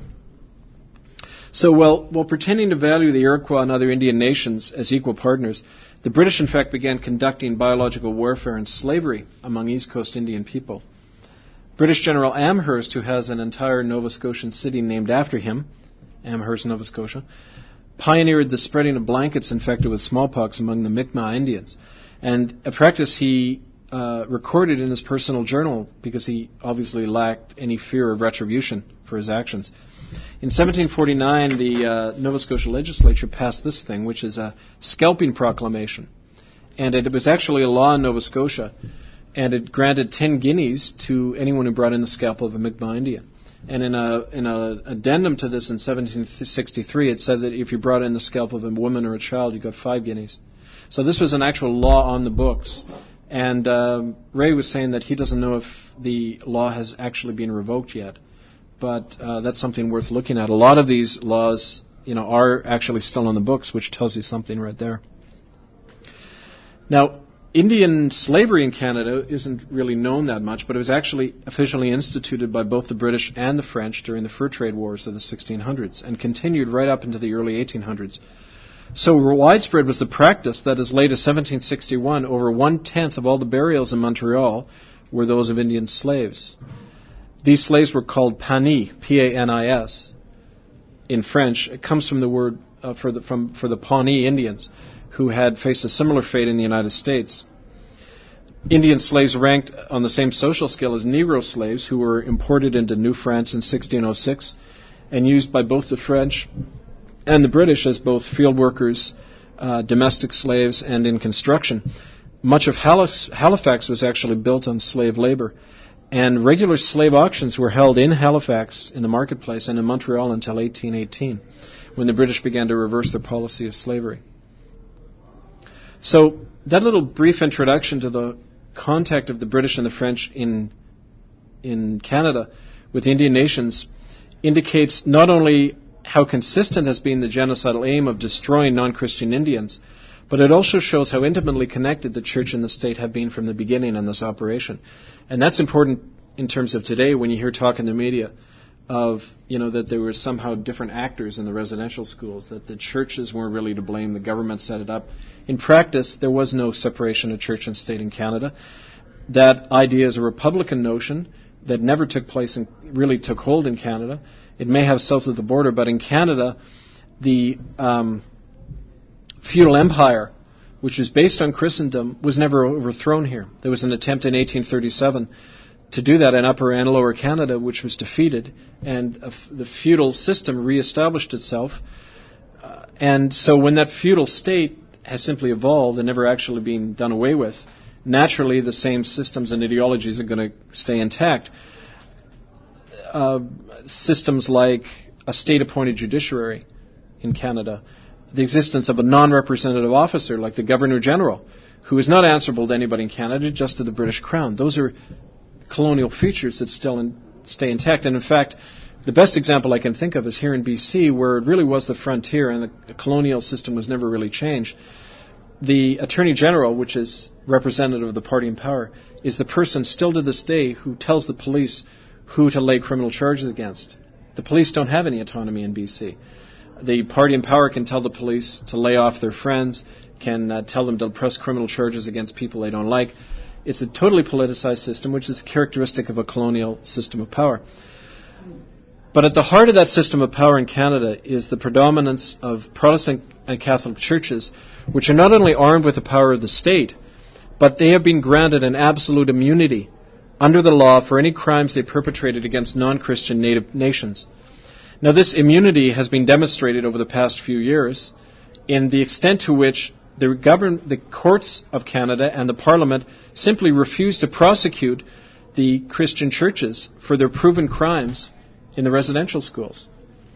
And yet such immunity should not be surprising when one considers that the Christian churches themselves embodied the very purpose behind European conquest of the Americas, which was the destruction of all non-Christian indigenous people. The churches not only led this destruction, but they were in reality the main actors in genocide on this continent. The power and inspiration behind the state, and ultimately the decision makers when it came to the fate of Native people. So just as anti-Semitism and racial eugenics was the legitimating ideology and the fuel behind Nazism, so too was Christian superior dominion, the idea behind genocide in the New World. That may be a hard fact for Canadians to accept, but it is inevitable when you look at the evidence. And the details of how and why this occurred in Canada among the different regions and the different Indian nations is going to be the topic of the lectures in the future. Thank you.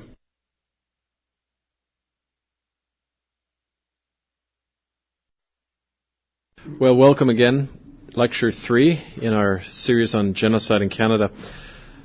For people who are new, last week I was describing how the culture of genocide based on the notion of Christian superior dominion, that is the right of Christians to dominate other people, how that took hold in North America, and I began to describe some of the ways that it started to happen in Canada during the battle in the fur trade between the French and the British in the 1500s.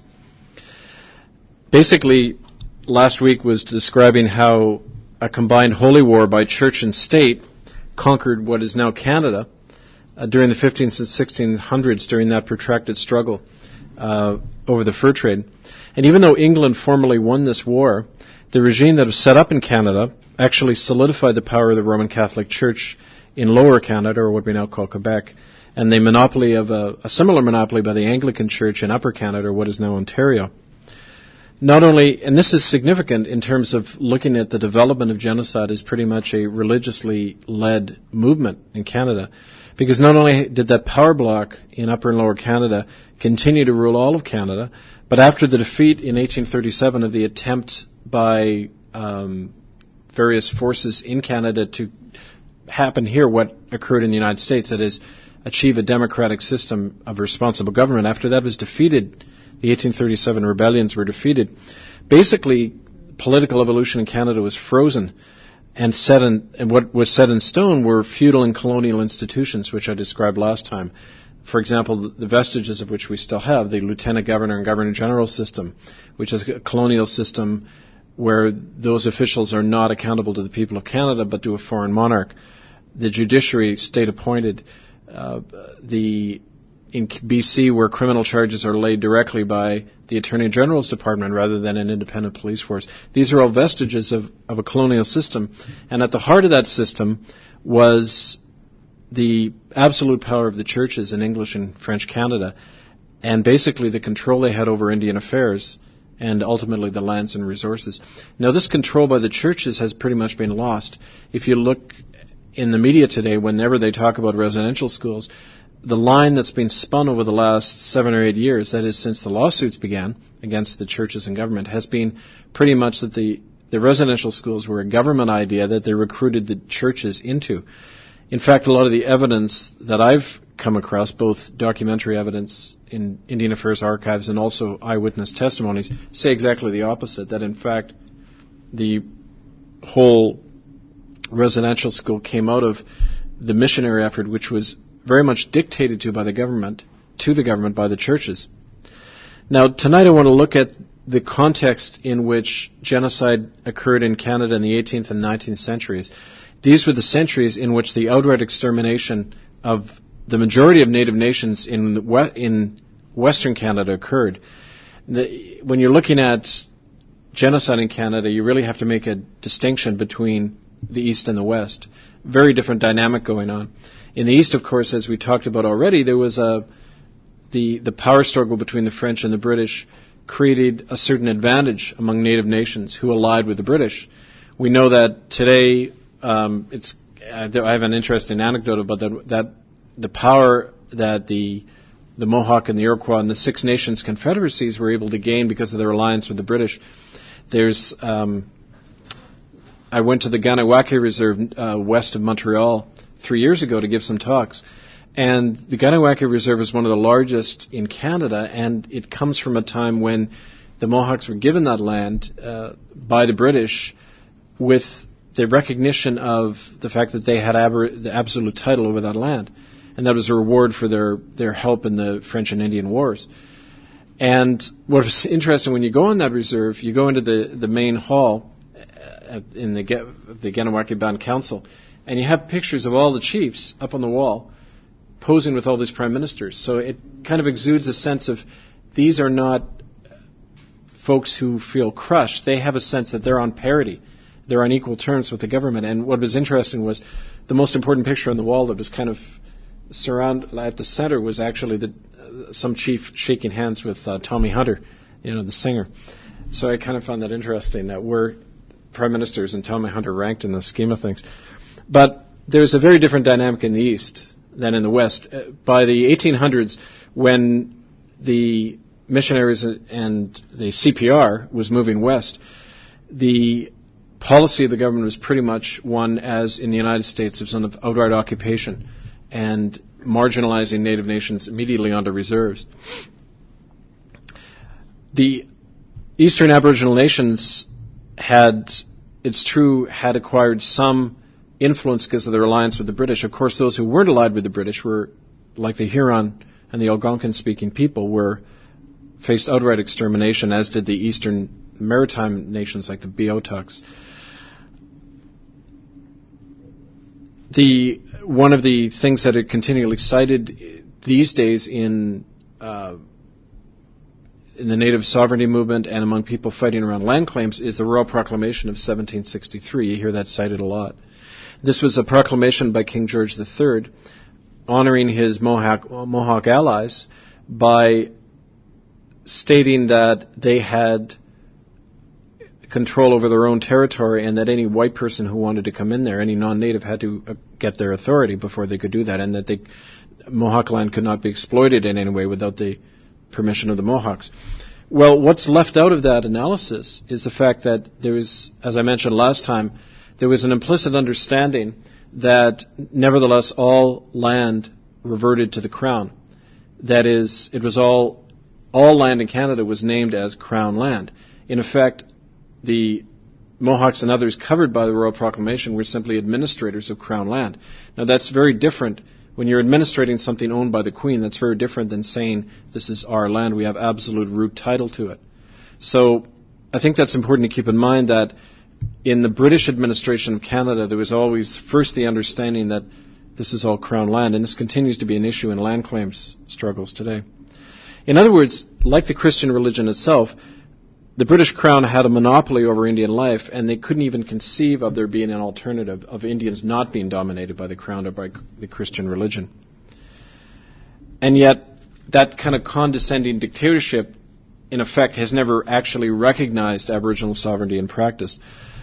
On the contrary, and this is very important to remember and to learn, that the British administration, both then and now, created a whole language of doublethink, which created the impression that Indians were actually prospering under British rule and were masters of their own territories, when in fact exactly the opposite was the case.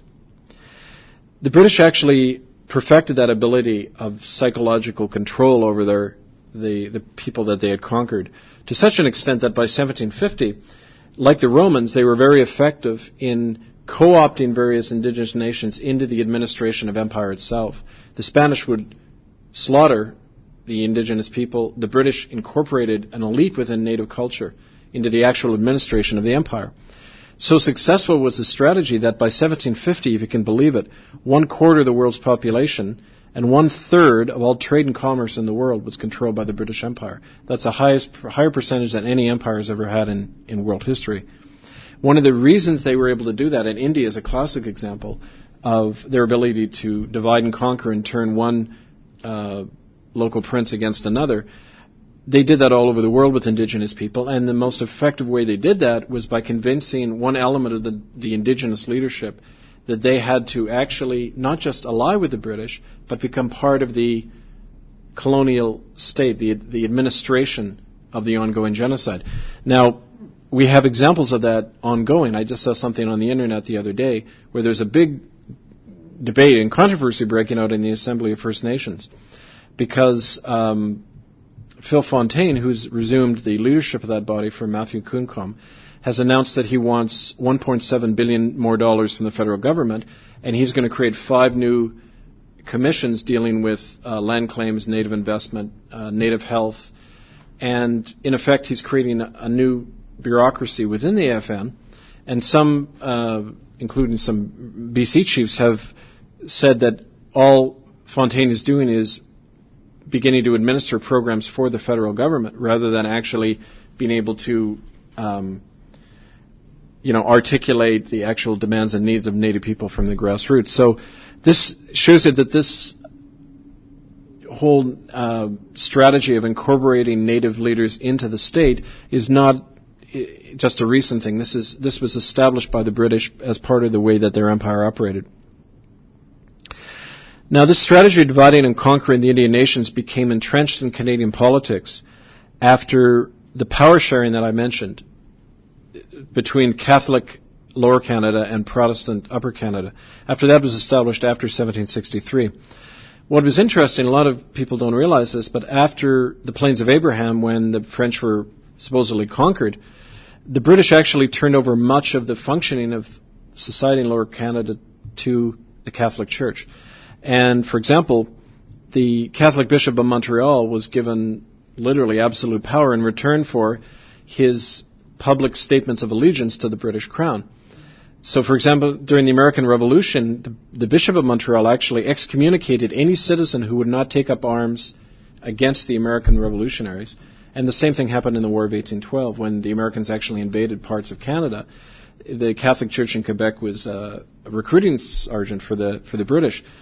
And in return, the Catholic Church literally had a total monopoly over French-Canadian life, which continued, like I mentioned, right to the Quiet Revolution in the 1960s. In fact, so allied was the Catholic Church in Quebec to the British Crown that, in fact, the first experiments in residential schools were started by the Catholics in Montreal in the early 1800s at the request of the British Crown, who wanted to make the, quote, surviving savages good citizens. And so the Catholic Church began to experiment in that, where they would take children and put them in these Catholic schools and only let them, force them to speak English and that kind of thing. Now, within British Canada, the same kind of religious monopoly was exercised, but by the Anglican Church of England. Until well after Confederation, as a matter of fact, right into the 20th century, no other church but the Anglicans was allowed to legally practice in Upper Canada or Ontario. The Methodists, the Baptists, Presbyterians, Quakers, all of the churches that were not tied directly to the state were forced to the western regions of the country, and in fact, that's why so many of the missionaries in the West were from those denominations. That's why they were, for example, here on the coast, the Presbyterian Church was very aggressive in setting up residential schools because they didn't have anywhere else to go. They could only operate in the West because of the monopoly that the Anglican Church, the state church, had in Ontario. Now, the point of this power sharing, of dividing up the country religiously that way, was obviously it had an economic motive. The British Empire had to exploit the vast resources of the New World and also create captured markets for British goods in Canada. But also, and this was really clear when you look at the correspondence of prime ministers and other government people, they were very afraid of the Republican example to the south. And they wanted these loyal populations as a bulwark against the Americans, who, as you know, were continually trying to encroach, the slogan 54-40 or fight, where the Americans wanted to extend the border right up to the 54th parallel, which I think is somewhere around the Haida, that far north in British Columbia. So clearly the British had different motives in creating that kind of monopoly over society, but it was clear that from the beginning it was a religious empire. The notion that the conquest of Indian people was not only for the sake of uniting the country under the British Crown, but also forcibly converting them to Christianity was part of that whole arrangement. You continually in church missionary documents, when you read them, you see the reference to Christianizing and Canadianizing the population. The two go hand in hand. Christianize and Canadianize. So very nationalistic and very Christian all along. The notion that there's somehow a separation between church and state is really not really present in the evidence when you look at it. There was from a very, very beginning the notion that church and state were working hand in glove in this effort. Now, after the British had hanged the ringleaders of the 1837 rebellions, people who had simply tried to bring responsible government to Canada, they created something called the Act of Union in 1840. Now, this set up the British Crown recognized the existence of different societies. The notion, the phrase equal but separate French and British societies within Canada. These societies were both the same, really. They were hierarchical colonial systems of power run by the bishops in Quebec, Anglican administrators in Ontario, and run pretty much in the interests of not only the British Crown, but a very small class of wealthy merchants like the Hudson's Bay Company, and particularly the railway companies, which more and more played a major role in Canadian politics in the 1800s. And the most clear example we have of that is John A. Macdonald, being at one time lawyer and major shareholder in the Canadian Pacific Railway, basically helping to instigate the Métis rebellion in Manitoba in the 1880s, right at a time when the government had cut off all funding for the railway construction and was stalled somewhere in Ontario, and John A. had to find a reason to continue the construction and get his fellow CPR shareholders back on the government payroll, basically. And that's a whole separate story, but it was interesting the way that he played such a obvious role in the interest of the railway company. Now, the attitude of this class towards Indians continued to be that if the latter would not get off their land and become Christians, they were to be eliminated. Of course, using the polite doublethink of British colonialism, this policy wasn't called genocide, but rather civilizing. Today we call it assimilation and multiculturalism, but behind the misleading language has always laid the reality of ethnic cleansing in Canada. Genocide in Canada in practical terms meant forcing Indians to surrender their land and identity and to be moved into internment camps called Indian reserves. This policy was clearly laid out in one of the foundational documents of genocide in our country, a thing called the Gradual Civilization Act, which was passed in the Upper Canada Legislature in August of 1857. So this is before Confederation. The Gradual Civilization Act applied to all remaining Indians in Canada, and it declared that such persons would remain legal non-entities with no guarantees or protection, even for their safety, until they had surrendered their land title and become what was called enfranchised. That is, landless, deculturalized persons. In effect, the British Crown was saying that it was open season on Indians unless they got off their land. And yet even so-called enfranchised Indians were not to be granted the minimal rights of a citizen. Enfranchised Indians, once they had surrendered their land title, would still not be able to vote, could not hire a lawyer, or even appeal the actions of the government or of non-Indians in a court of law. So once a native person had given up their land, if somebody came along and robbed them or ripped them off in some way, they couldn't go to court over it. They were literally non-persons still within society. Enfranchisement meant cultural extinction, which is always the precursor to physical extinction. And that's important to remember. You've got to reduce people to the condition of a stateless person without rights before you can physically exterminate them. And we have the most recent example from Nazi Germany to show that. Now, sure enough, within about 50 to 60 years of the passing of the Gradual Civilization Act, hundreds of thousands of Indians died of smallpox and other diseases on reserves and in the residential schools across Canada, simply because they had been forced off their land base, the thing that gave them health, the traditional way of life, which was maintaining them in their traditional societies, and had suddenly become stateless, landless persons who were completely at the mercy of the colonial governments.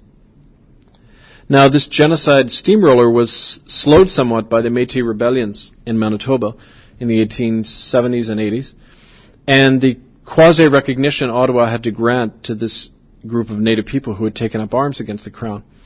But elsewhere, the eviction of Indians from their land as a step in their physical extermination proceeded pretty much unchecked across Canada. This genocide was enshrined in the Federal Indian Act, which was passed in 1874, another very important document, because it still serves as the basis for all Indian affairs in Canada. It's been amended time and again in the 80s, in the 1920s. In the 1930s, the Indian Act was amended to allow the RCMP to operate as the police arm of the residential schools, where in fact RCMP officers were made, in effect, truant officers for the residential school to go out and empty the villages of kids and hunt them down when they ran away. But the Indian Act itself originally was directly modeled on that Gradual Civilization Act and all of its assumptions. That is, Native people were non-persons even after giving up their land.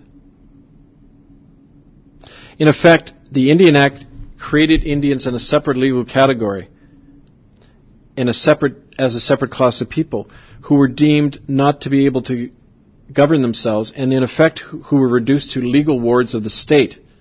Now, in other words, the legal status of Indians defined by the Indian Act as wards of the state was the same as that of children or of incompetent adults, such as mental patients.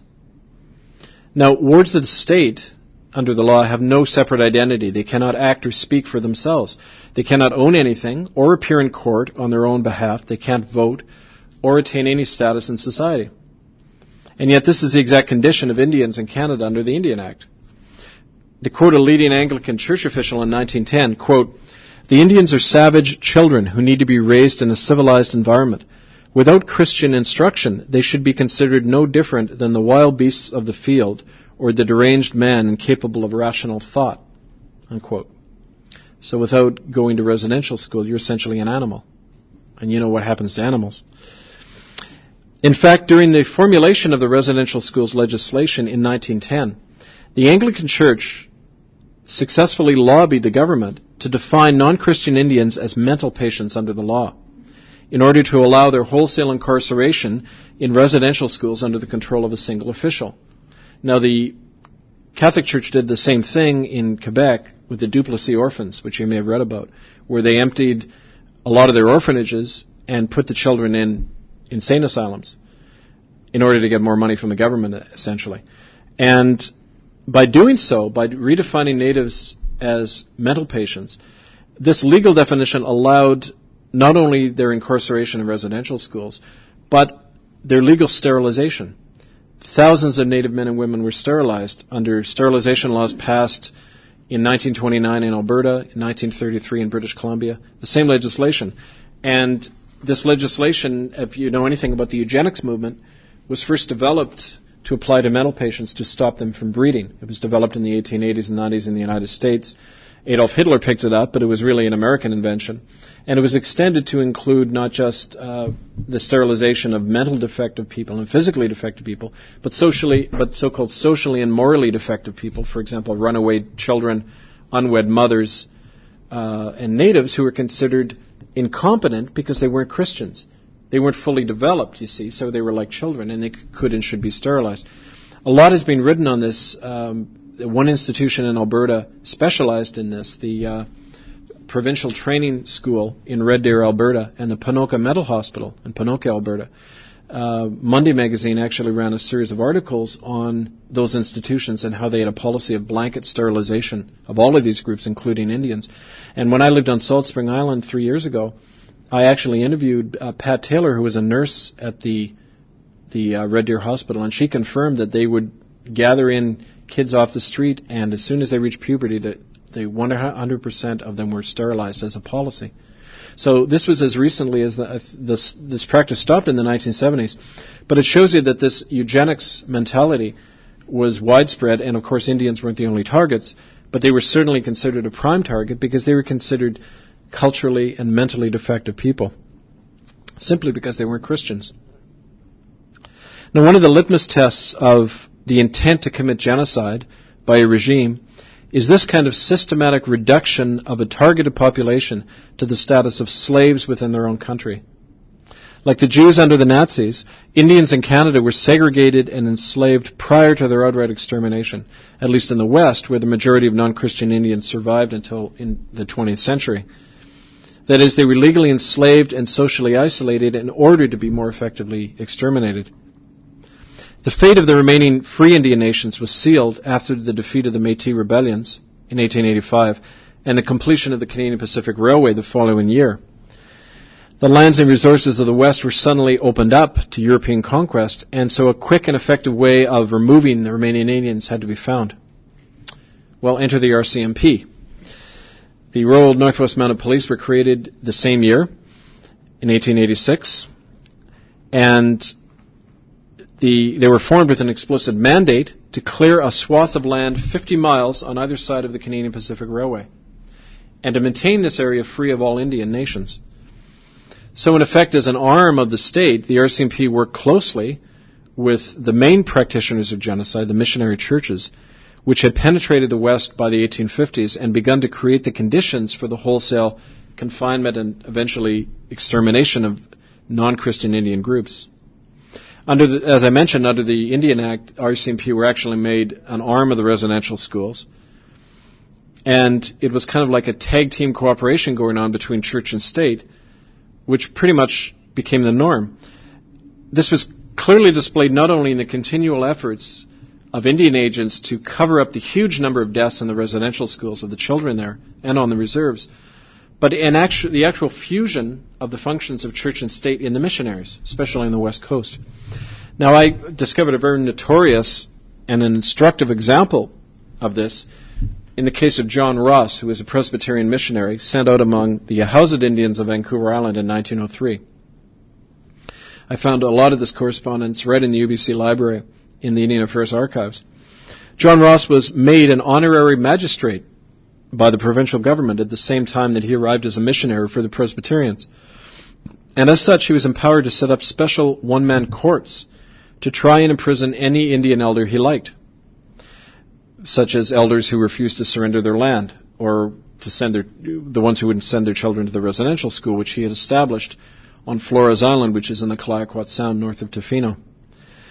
Ross used this power of church and state rolled into one person to even create a private police force of native constables, and in effect create a mini-theocratic state among the Yahousets between 1903 and 1915. Under Ross's reign of terror, the Yahousets were driven off their ancestral land and eradicated as a people.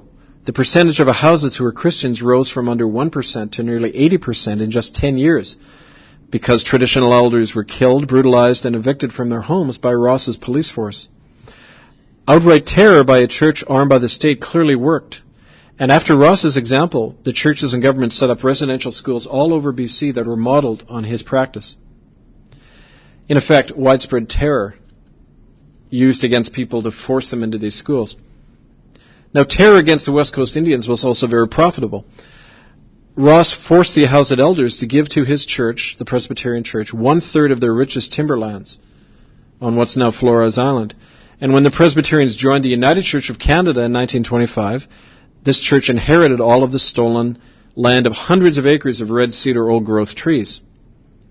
Now, eventually, in 1953, the United Church sold the stolen land back to John Ross's own grandson, Hamilton Ross, who just happened to work for Macmillan Bloedel, the largest logging company in the province and a major contributor to the United Church and to the Vancouver School of Theology, where I trained as a minister.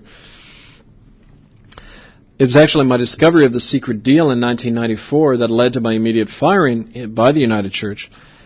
And I think that's an interesting statement about how the continual colonial triangle between the government, the state, and the corporations continues to run our province and determine our treatment of Indian people.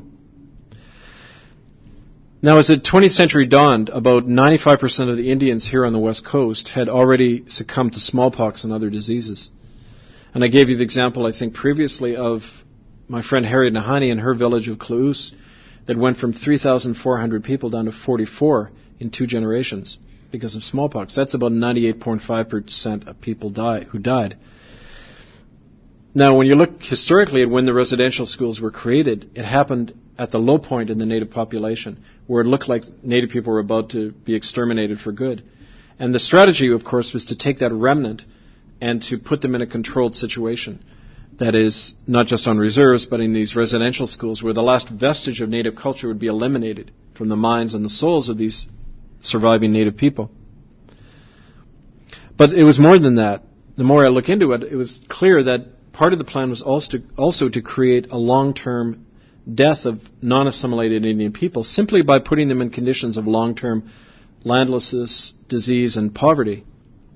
In effect, genocide, as it evolved in the 20th century in Canada, assumed a three-stage process. First, outright occupation and biological warfare, which happened through the smallpox and tuberculosis. Second, containment and control through the reserves and residential schools. And finally, systematic eradication caused by substandard conditions of life. And all you have to do is go down to Hastings in Maine and look around, and you'll see the effectiveness of that strategy, where the Globe and Mail even in 1997 said that if you gathered all the native people in Canada together as a nation, they would rank 54th in the world in standard of living, below people in Brazil and Thailand. When you look on reserves at the level, of course, AIDS is skyrocketing on Indian reserves, but one of the things I discovered in Port Alberni as a minister, much to my shock, was the extent of infant mortality in the reserves. In the area around Port Alberni, the Newcharlotte Health Board that worked for the Tribal Council told me in 1993 that the infant mortality rate among Hausat and the other native children in that area was similar to the same rate of Guatemalan children in the highlands of northern Guatemala. So it shows you that third world conditions are persisting. And again, this is not accidental. This was because of a system set in motion right well before the 20th century. Now, the key to this three-stage process, and this is, I think, one of my main points, the key to this three-stage process of genocide was creating a system to legally cull down Indian numbers and imprison the remnant populations in permanent conditions of sickness and destruction. The system was found in the Indian reserves and the residential schools. I'm going to be examining the details of both of these systems next week, but for now it's important to note that both the reserves and the residential schools were actually inspired, created, and maintained primarily by the Christian churches and their missionaries, rather than by the government, which mostly acquiesced to the plans of the churches when it came to Indians. As I mentioned, this is a radical idea these days in Canada, since for the past 7 years we've been hearing on the media this constant refrain that it was really a government idea, the residential schools.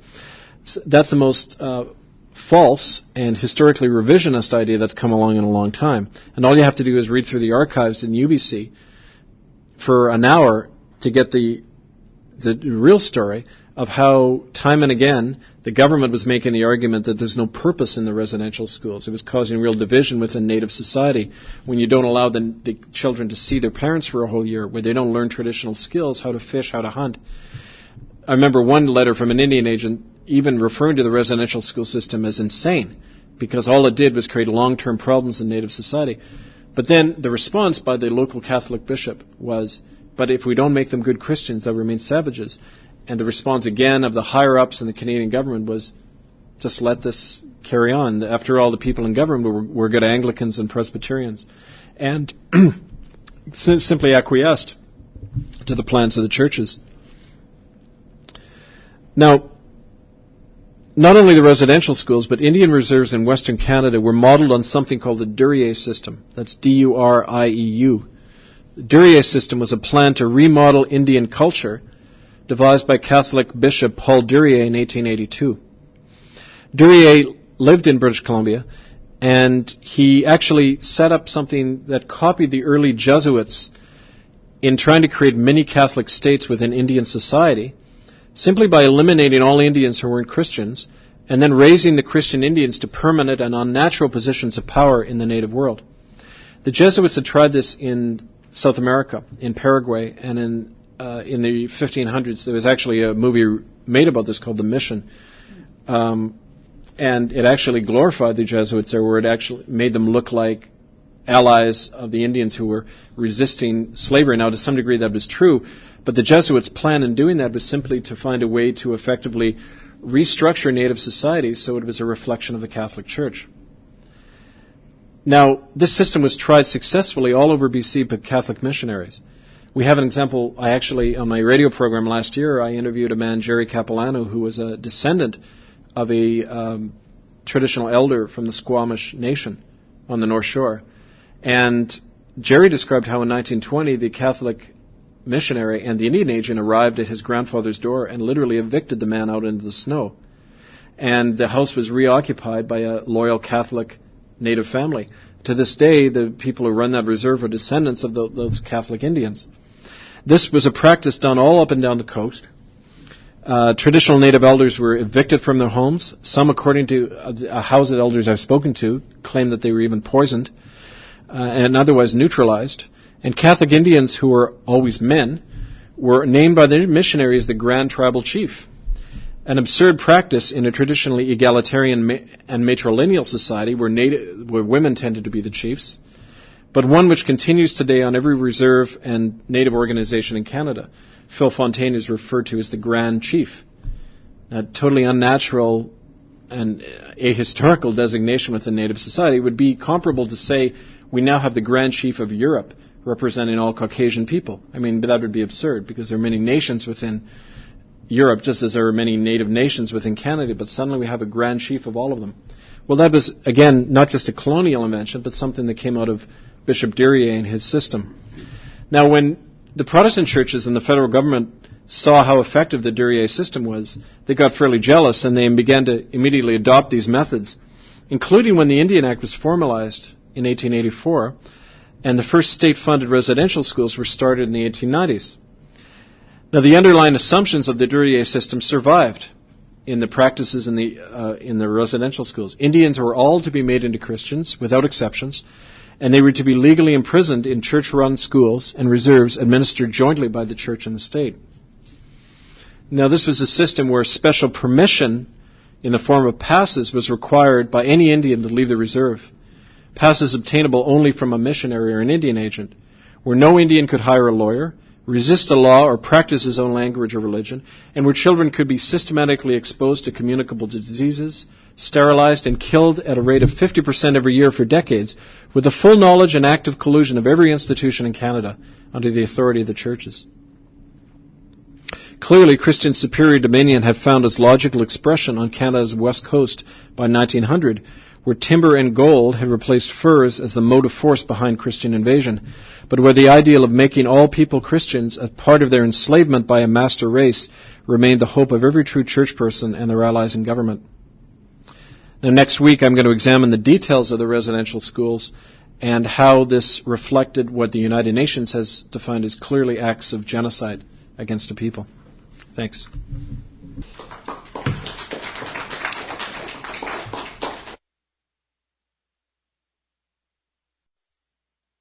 Welcome back, and welcome to those who are new.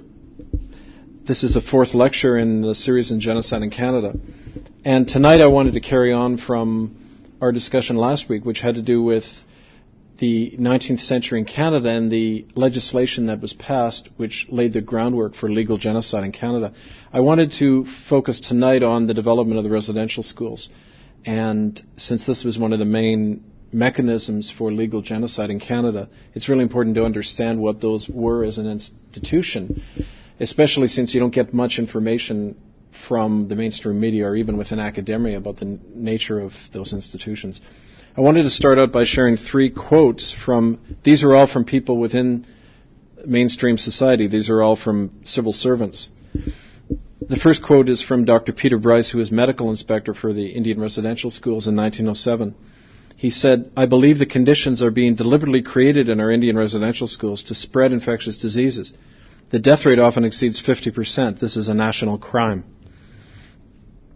Now, the official that he wrote to about this, Duncan Campbell Scott, who was the Tsar of Indian Affairs for over 40 years in Canada, he wrote actually just 3 years after that, quote, "It is true that Indian children usually die at a much higher rate in our residential schools, but such is in keeping with the policy of this department, which is concerned with the final solution of the Indian problem in Canada," unquote. So the term final solution didn't start with Adolf. Third quote from Neil Parker, who was superintendent of Indian Affairs in Ottawa in 1949. "If I was responsible for a group of Indian children and wished to eliminate half of them through exposure to communicable diseases, there is no finer tool than your average residential school," unquote. So these are not from wild-eyed radicals. These are from people right within the system who are responsible for the operation of the Indian residential schools. And these candid admissions from the most senior civil servants in Canada at different times in the 20th century tell us much about the nature of Indian residential schools. But they also reveal the entrenched entrenched and institutionalized nature of genocide in Canada as a legal method of exterminating non-Christian peoples.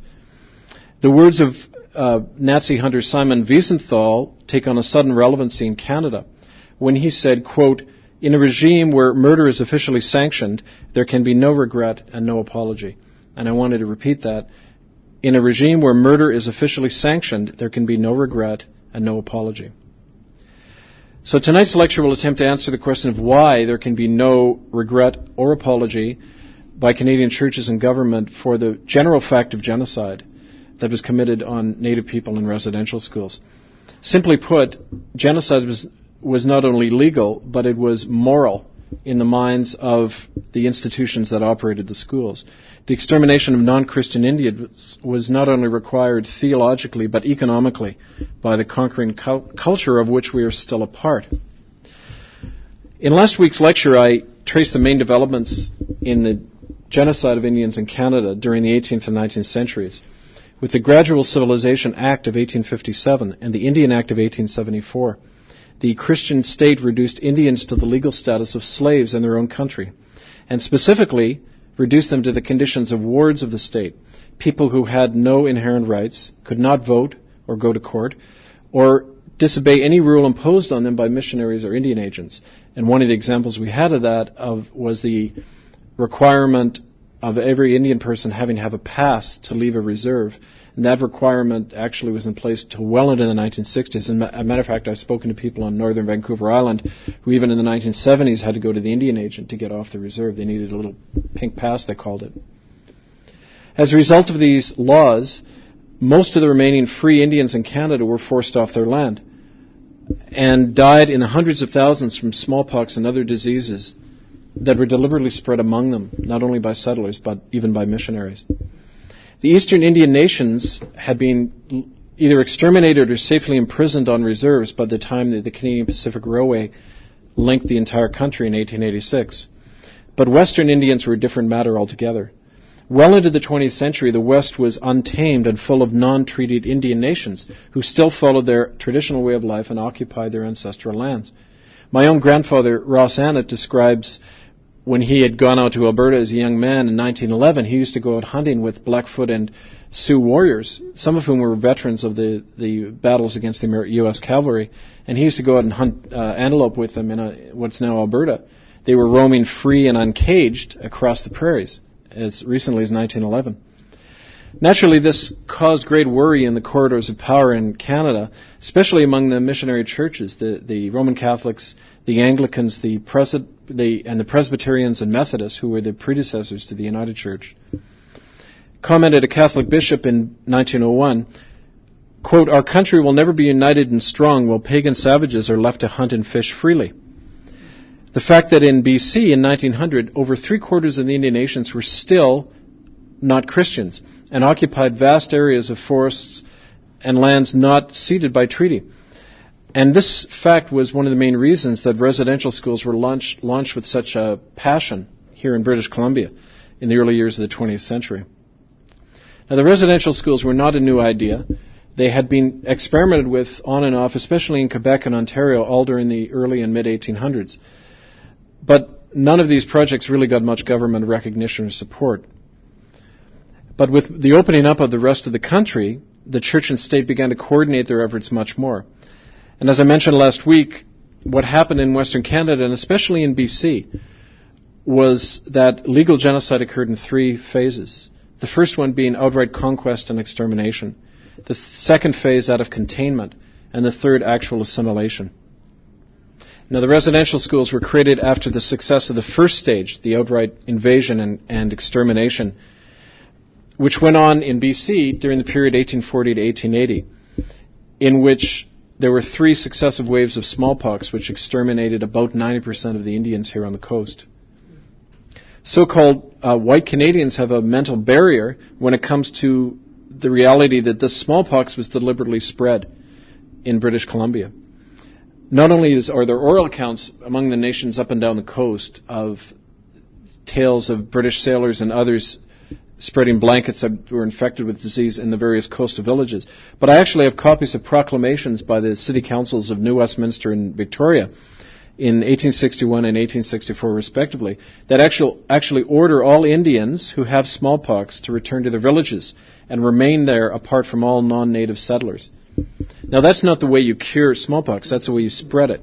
You don't quarantine people, you force them to go and live among the healthy so that they all die as a result of it. And this accounted, for example, I cite the case of Harriet Nahani, member of our network, whose village of Klaus, which is north of Port Renfrew, had a population of around 3,500 in 1861 and 44 people by 1890, a decline of almost 99% due to these smallpox. So imagine an area where 99% of the people are just wiped out, and that's what happened in a lot of the coastal villages. Now this practice of forcing sick people to go live among healthy ones was developed to a fine art in the residential schools, and in fact, I contend that one of the reasons the death rate was so consistently high was because of this practice. The main practice of extermination in the residential schools was children who were sick with tuberculosis were allowed into the schools and housed along the children who were healthy. We had eyewitnesses who experienced that give testimony at our tribunal in 1998, and Dr. Preeti Bryce, who I mentioned earlier, describes in detail how that practice was occurring literally in every residential school in the West that he examined in the year 1907. By spreading these diseases among West Coast tribes, the colonial power and the missionaries had reduced the native population to about 1 to 2% of the original number after about 2 generations. So by 1890, there were barely 20,000 native people left in British Columbia, down from what we figure was a pre-contact population of at least several million. And it was at this point, when the population curve was at its bottom, that the residential schools were officially launched with government sanction and church oversight. Now clearly the plan was to take the surviving remnant of the decimated Indian nations and eradicate them as a people right at the time when white settlers and logging companies and mining companies needed access to their land. Some of the documentary evidence of this is found right at UBC in the Kerner Library, where I've been delving into for about 7 years now. And this evidence consists largely of the actual records and letters of the residential schools, the Indian agents and so on, in BC, spanning almost a century. You won't find that evidence anywhere else in Canada because after the lawsuits began against the churches and government, these records started mysteriously disappearing from university libraries, and in fact, the government brought in legislation which said any of that information could only be obtained now through access to information applications to the federal government. And one of my friends tried this, and he was told that he could not look at any document which named a person, because that might violate confidentiality at a time when people were going to court. Well, most of these documents, they don't make any sense unless they're in the context of the naming of a person. Most of the documents involve naming people. And so, in effect, it's a way of banning 95 of these documents from public scrutiny. But the UBC is unique in this sense because the records were obtained before the lawsuits began, and it's a real goldmine of information. I urge people to go and look through it themselves. In discussing the residential schools, I want to make it clear at the beginning that we have to avoid the practice of genocidal regimes everywhere, which is of using language in relation to mass murder, which is designed to mask and rationalize that murder. We especially owe it to the victims of those crimes not to belittle their suffering and their fate by seeing some kind of positive value in these schools, so-called schools, when they were clearly an attempt to exterminate indigenous people through murder, torture, and various horrendous practices, including sterilization programs. The Nazis officially described their own death camps as, quote, relocation centers, where Jews and others were, quote, transported to receive, quote, special treatment, unquote. In Canada, the final solution of Indians was referred to as civilizing, and then later as assimilation. To conceal the true nature of this genocide, the process was run by Christian churches in special internment camps, deceptively called residential schools. These facilities were set up under the direct authority of the mainline churches, with the sanction and partial funding of the Department of Indian Affairs in Ottawa. They were run by a single man with virtually absolute power, the principal, who was almost always a clergyman or a church official. By 1900, there were about 110 residential schools in Canada, most of them in Western Canada. 2/3 of these were Catholic schools. The rest were run by the Anglicans or the predecessors to the United Church, the Presbyterians and Methodists. By 1910, between 1/2 and 2/3 of the children admitted each year were dead by the end of the school year, usually from tuberculosis and other infectious diseases. And what's significant is this death rate was constant year after year in both Protestant and Catholic schools. Now that fact, if you take that fact and remember it, it's our first clue in this detective story, which is discovering the real nature of the residential schools. Half of the children in an institution don't die every year unless there's a common and regular policy at work. Since the theory put out by the government and the churches, which is that these lone abusers who are acting on their own authority had violated children and were being these crimes are being acknowledged and compensated for. The lone abuser theory doesn't explain how half the children died every year, because obviously individual abusers can't kill off half the population of the school. The policy behind this consistent death rate was described in detail by Dr. Peter Bryce, who I mentioned already. Bryce was the chief medical inspector for the Ontario Health Commission, and he was hired by the Department of Indian Affairs in 1907 to study Indian residential schools and the health conditions there. Duncan Campbell Scott wanted to whitewash a lot of these reports coming out, so he expected to send in one of his flunkies who would send back a sanitized report, as was usually the practice.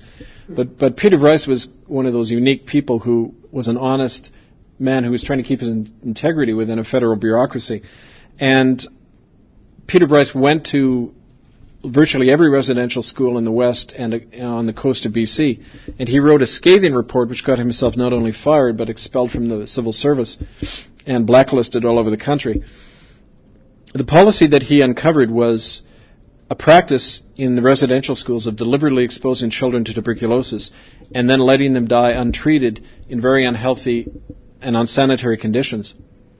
Bryce discovered this practice going on literally in every residential school in the West during the spring and the fall of 1907, when he toured those schools. In fact, so shocked was Bryce by what he discovered, including the blatant efforts by church officials to conceal this murder going on, that he wrote a scathing report that not only got him fired, but was eventually quoted in the Ottawa Citizen in its issue of November 15th, 1907, right on the front headline, in which a death rate of 69% was described in Western Indian residential schools. Even though Bryce was forced out of the civil servant and pretty much blacklisted, he wrote a book about it called A National Crime. And John Malloy, who's a scholar at Trent University, has written a book called A National Crime, in which he cites Bryce's work quite consistently. Malloy, who's a very reputable scholar, cites the death rates in one of his chapters of 50 to 75%. Now, a quote from Dr. Bryce's Duncan Campbell Scott in 1907 says, as I quoted earlier, the conditions are being deliberately created in our residential schools to spread infectious diseases. Now remember those two words, deliberately created. Those keywords show intent to commit murder. And as I said, it's not as if the public and the government aren't aware of these facts, because they were right on the front headline of one of the major newspapers in Canada in 1907, the Ottawa Citizen. Now, the reaction of the government and the churches to Bryce's evidence was exactly the same as what goes on today, 100 years later.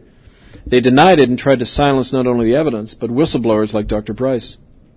Bryce was banned from the public service and subjected to a smear campaign that prevented him from ever working again, even as a doctor.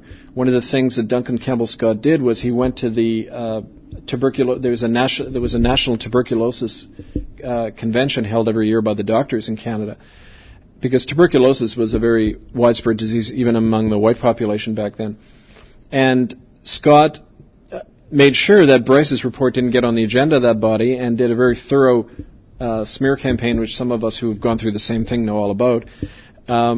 But what was interesting, one of the statistics that came out of that 1910 convention of the National Tuberculosis Association was the government themselves admitted that among white Canadians, the government was spending about $3 per capita on the prevention of tuberculosis and 8 cents per capita among Indian people to prevent tuberculosis. So look at that discrepancy, and that again is a piece of evidence that tells you something. Now, it's hardly surprising that the government and churches reacted this way to the concrete evidence of deliberate genocide going on in residential schools, because in the same year, in 1910, in August, there was a very high-level meeting that went on in Ottawa between officials of the government and the churches. And this was basically to lay out the legal framework for responsibility over the residential schools. At the meeting were representatives of the Treasury Board, Indian Affairs, the Prime Minister's Office, and the RCMP, and all the highest officials of the Roman Catholic, Anglican, Presbyterian, and Methodist churches.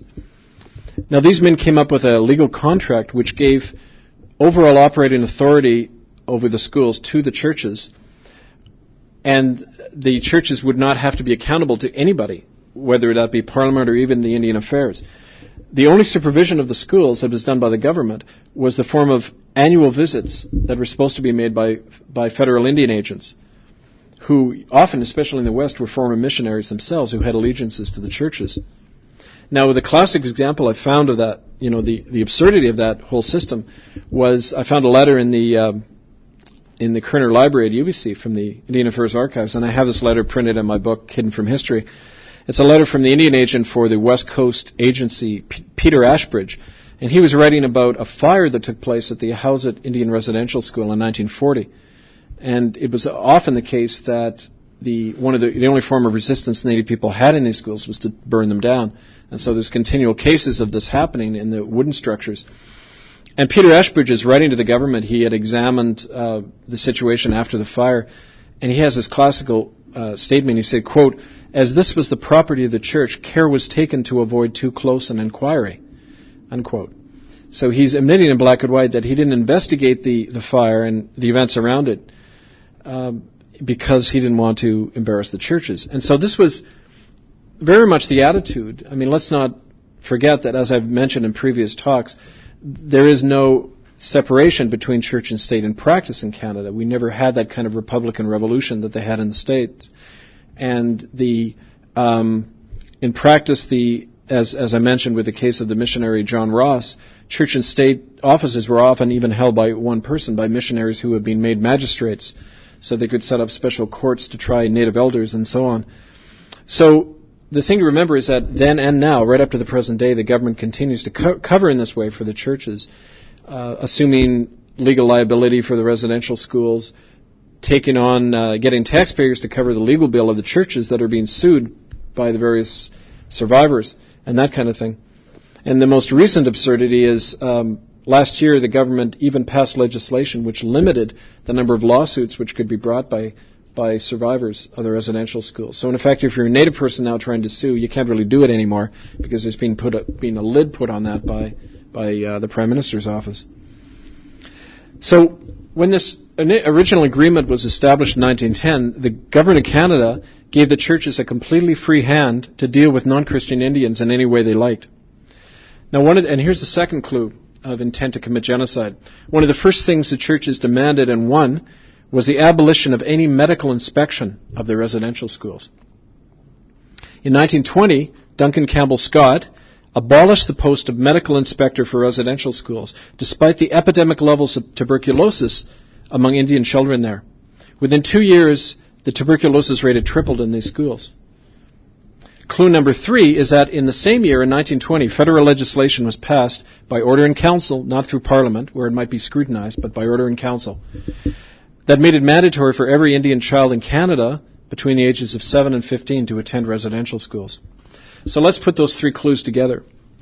1, Indian children die at a rate of nearly 75% every year in the residential schools. 2, the churches running these schools demand complete secrecy in their operation and the abolition of any medical inspection of the children.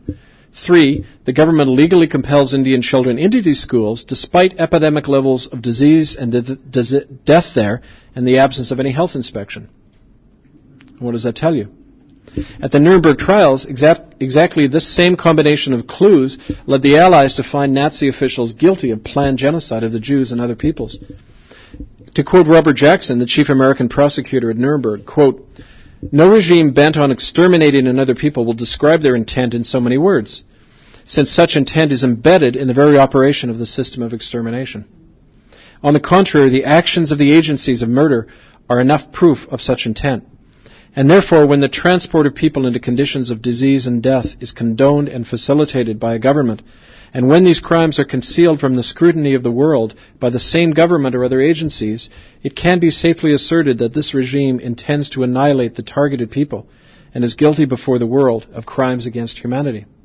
Unquote. So long before Hitler and during and after his regime, the churches and governments of Canada perpetrated exactly the same crimes described by Robert Jackson, using the same legal authority and policy of concealment of the Nazis. The only difference between these two genocides is that our homegrown crimes occurred right here in Canada, and the group targeted for extermination were non-Christian Indians. Now, when you rely on the statistics of the government themselves, of the Indian Affairs in Kerner Library, more than 100,000 Indian children died or were killed in the residential schools between 1910 and 1984, when the last school closed in northern BC. The high mark of overt killings took place between 1929 and 1965, although the practices behind these killings continued in every period.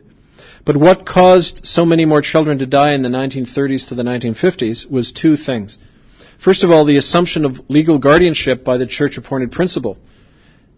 And the second thing was the stripping of any legal defense granted to Indians between 1929 and 1953. Because during those years, Indians were denied the right to hire or even consult a lawyer anywhere in Canada. And if you're a lawyer and you took on an Indian client, you'd be permanently disbarred. Again, this federal legislation was passed order in council, away from the scrutiny of Parliament. Both of these events were related to the overall plan of culling down the members of surviving Indians nations by at least one half. To do so efficiently, to keep up that level of death, the residential school principal had to become the absolute legal guardian over these children. Hence the transfer of guardianship to the principal by the government around 1929. This is something I discovered in Kerner Library. One day I came across this document, the application for admission form, which granted the principal legal guardianship of the children. And in 1925, a letter from the head of Indian Affairs had said that the government was still the legal guardian of the kids. So in the late 20s, this shift happened. And there's never to this day been an official explanation from the government as to why it surrendered such guardianship over its own legal wards to the churches. It's been asked, I've asked them on numerous occasions, but they've never answered. But it was only after this transfer of legal guardianship that we begin to hear the most notorious cases of and examples of torture, sexual sterilization, and pedophilia beginning to occur in the residential schools. Now, to give you an example of that, in the last nearly 10 years, I estimate I've interviewed close to 2,000 Native people who went through residential schools, and the vast majority of those testimonies that describe sterilizations and active pedophile networks operating out of the residential schools, they're documented to have occurred between 1934 and 1952. That is, during the period when not only the churches were legal guardians of the kids, but Native parents had no legal recourse to protect their own children.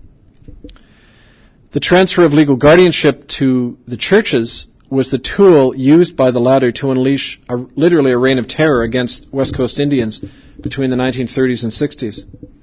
Now, when you look at the reason behind this, one of the things I speculate is that this was a time when the lands and resources in Western Canada especially had become extremely valuable and important to the developing industries and the war industries of Canada and the United States.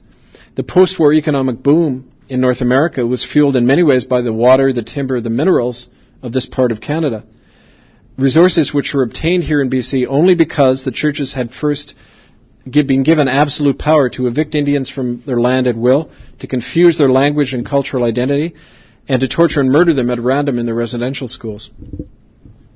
One of the main tools the churches had in this effort was legislation, which allowed them to sterilize non-Christian Indians en masse. In 1929 in Alberta and in 1933 in BC, the Sexual Sterilization Acts were passed, which gave industrial school principals, which included residential schools, the power to recommend the involuntary sterilization of any student in his charge to a eugenics board, which had been appointed by a joint church and government body. Under this law, at least 40,000 Indian women and men in BC and Alberta were sterilized simply because they were Indians who didn't regularly practice Christianity. The United Church of Canada led the sterilization campaign on the West Coast in two main centres, the R.W. Large Hospital in Bella Bella and the Nanaimo Indian Hospital. The Bella Bella Hospital is still in operation. The Nanaimo Hospital closed in the late 60s. Smaller sterilization clinics were run in Duncan and in Campbell River. The main actor in these sterilizations for nearly 30 years was a man called Dr. George Darby, who was a United Church medical missionary who was paid by Indian Affairs an average of $300 in the 1950s for every Indian woman he sterilized. And the people he targeted tended to be those women who didn't attend church or who married traditional chiefs or other non-assimilated Indians. Now, a lot of this was shared to me personally by eyewitnesses living in the area in the Cowichan territory around Duncan and on northern Vancouver Island. But George Darby actually admitted these things to several eyewitnesses who gave testimony at our tribunal in 1998, Ed Martin and Ethel Wilson from Bella Bella, who described, to give you the stories they shared publicly and to UN investigators in June 98. Ed Martin described how he went to Dr. Darby in 1952 because he had 10 children and he couldn't feed them all, and so he requested a vasectomy. And Dr. Darby refused outright. He said, "Ed, you're a good Anglican, you go to church. I only sterilize the pagans." Ethel Wilson was somebody who married a traditional elder, and she was warned several times by Dr. Darby that if she did that, she would have to report for a special procedure at the hospital. And she avoided him, but the Indian agent, again, people couldn't leave the reserve. The Indian agent said, "If you want to leave this reserve, you're going to have to go to Dr. Darby."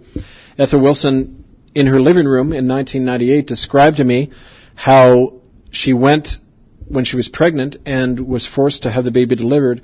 After that, when she woke up, she found not only were her gold teeth missing from her mouth, but she was continually bleeding, and she discovered subsequently that she had been sterilized while under anesthesia by Dr. Darby.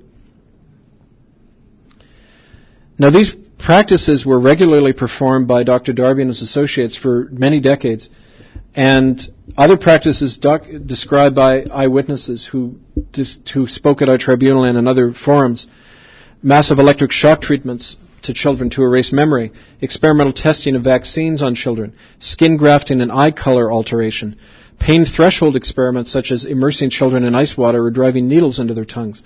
Now, all of these things, if people are student of the Nazi Holocaust, there's a familiar ring to them because they were many of the things actually undertaken by Nazi doctors in Auschwitz and other experimental centers.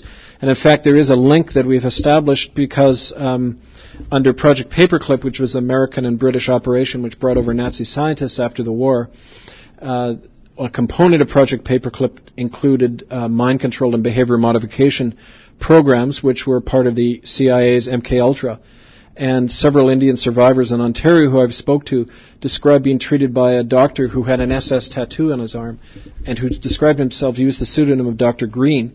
And from the physical description they gave and the reference of a Dr. Green, we believe that man was Joseph Mengele, who used apparently native children from reserves and residential schools in some of his experiments. Now, these horrible tortures could only be performed so regularly with the full knowledge and concealment of church and state in a system of legal genocide where Indian people were and continue to remain expendable. But even more precisely, the purpose behind this reign of terror was the traumatizing of entire generations of young Native people for a very clear purpose, and that is to create two permanent classes of Indian people, those who were assimilated and those who were expendable.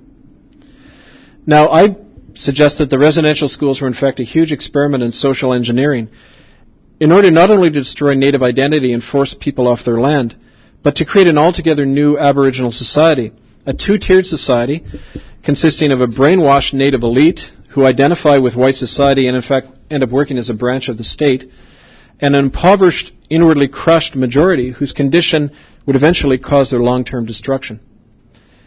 Now, in reality, this experiment worked very successfully, and I mentioned before, all you have to do is look at the condition of urban Native people to see that.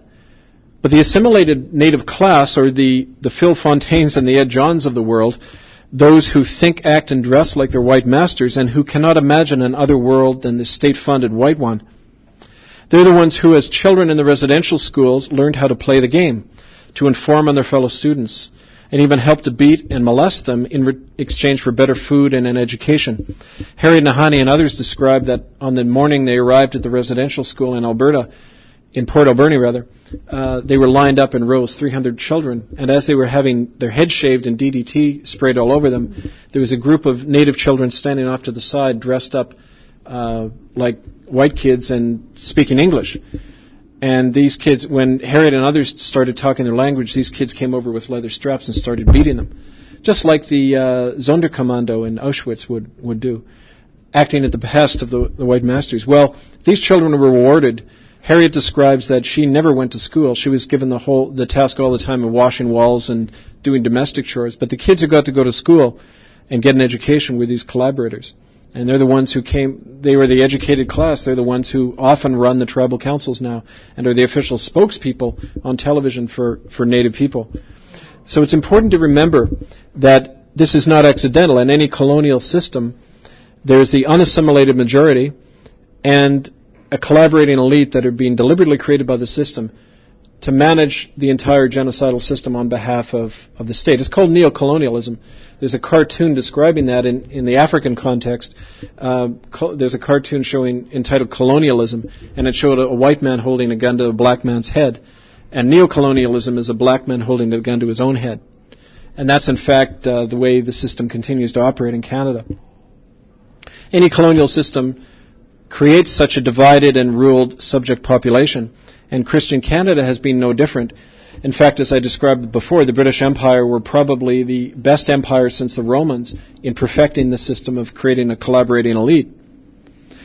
Occupying such vast resources needed by first the British and then the American empires, the native people of Canada had to be destroyed and the remnant managed under the formal leadership of a native elite working with the state in their own demise.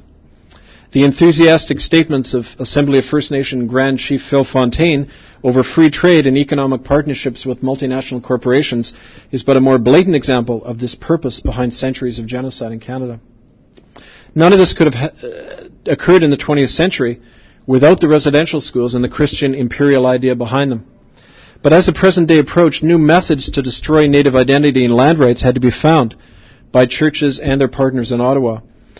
I want to examine those changes in next week's lecture and show how all of this relates to the bigger question of what genocide is today in Canada, how we can expose it and how we can resist it.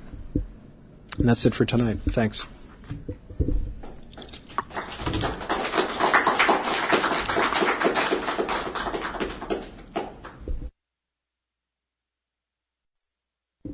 And to carry on from last week, if you remember, I introduced the whole thing of residential schools and where they came from. An idea developed in the 1800s pretty much in Quebec, where the Catholic school began to experiment and this is interesting, the Catholic Church, at the behest of the British colonial administration, set up schools whereby French-Canadian children would be taught only English.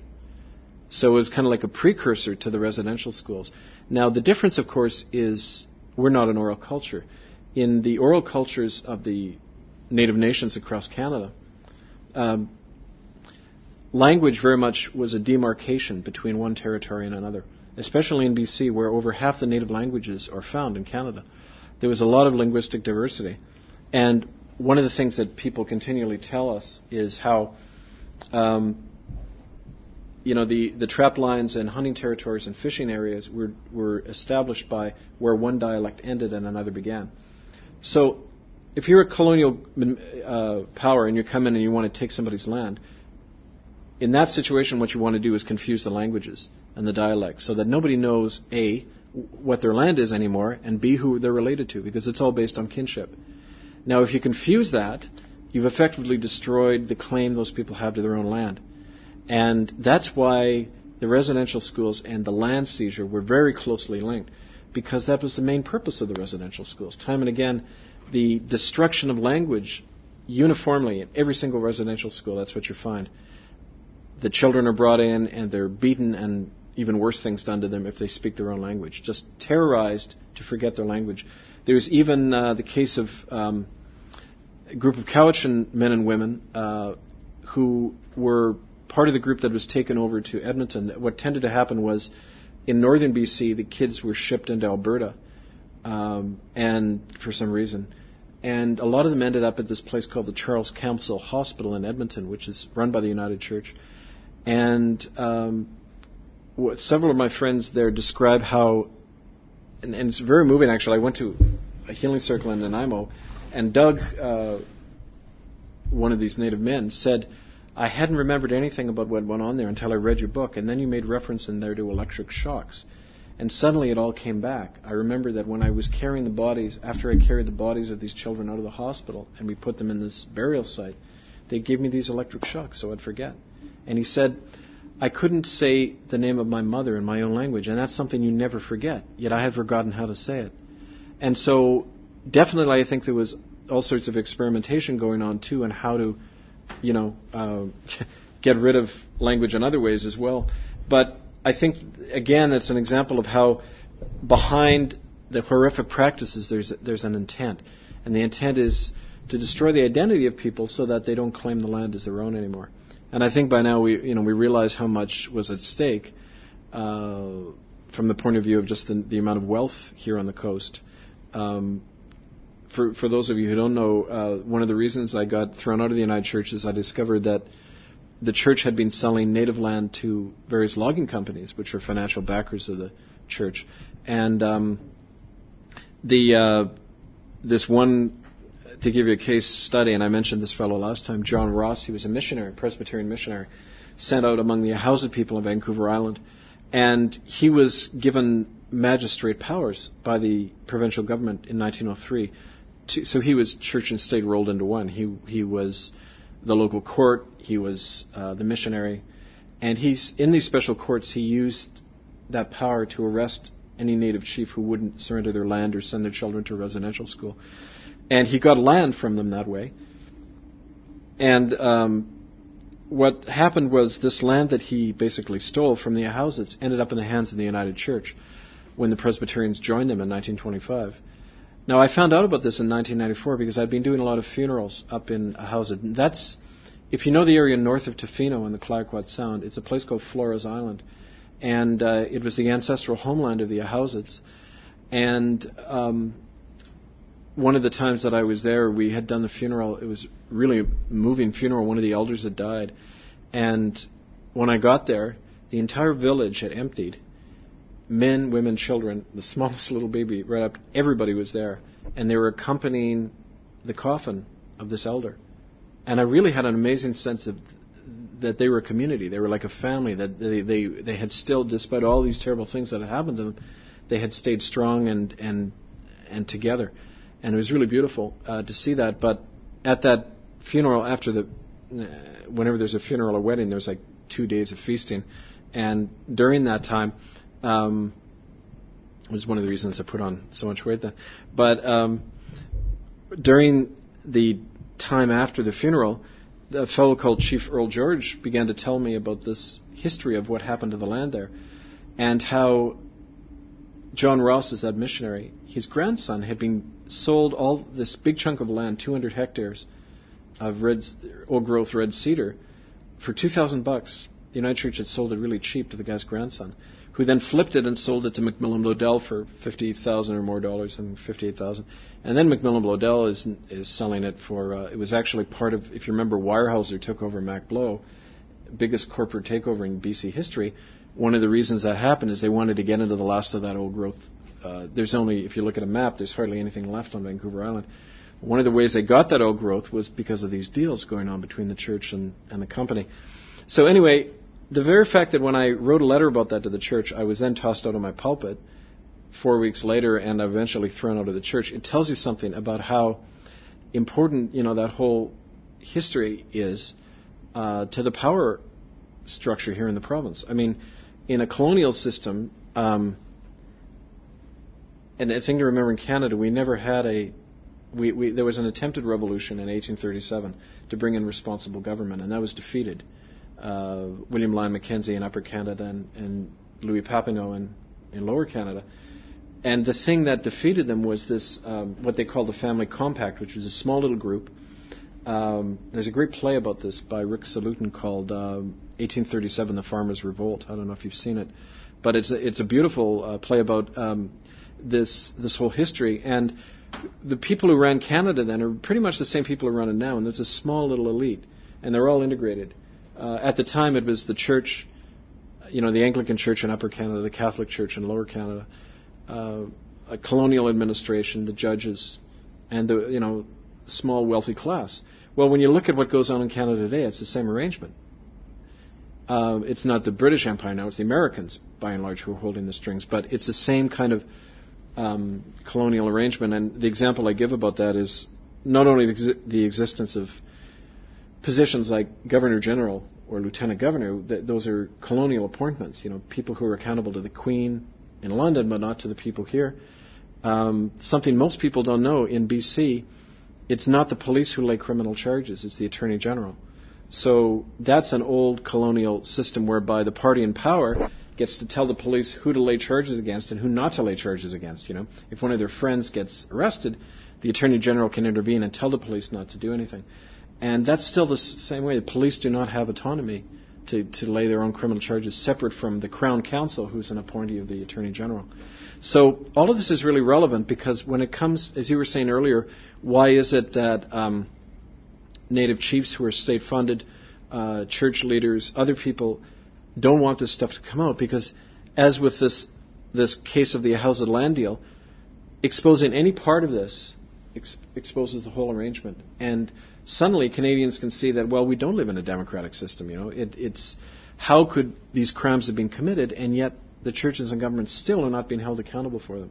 Well, it's because, when you have a state-appointed judiciary, a media that's monopolized and operates according to a system whereby, I don't know if you know this either, but when I was in Toronto talking to some people at the CBC where the filming was going on, they said that in order for a television station to get licensed, the lawyer has to provide to the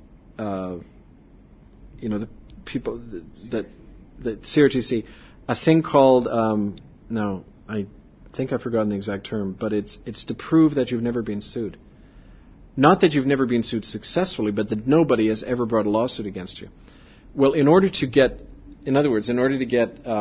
certified, you can't have ever done anything to bring a lawsuit against you.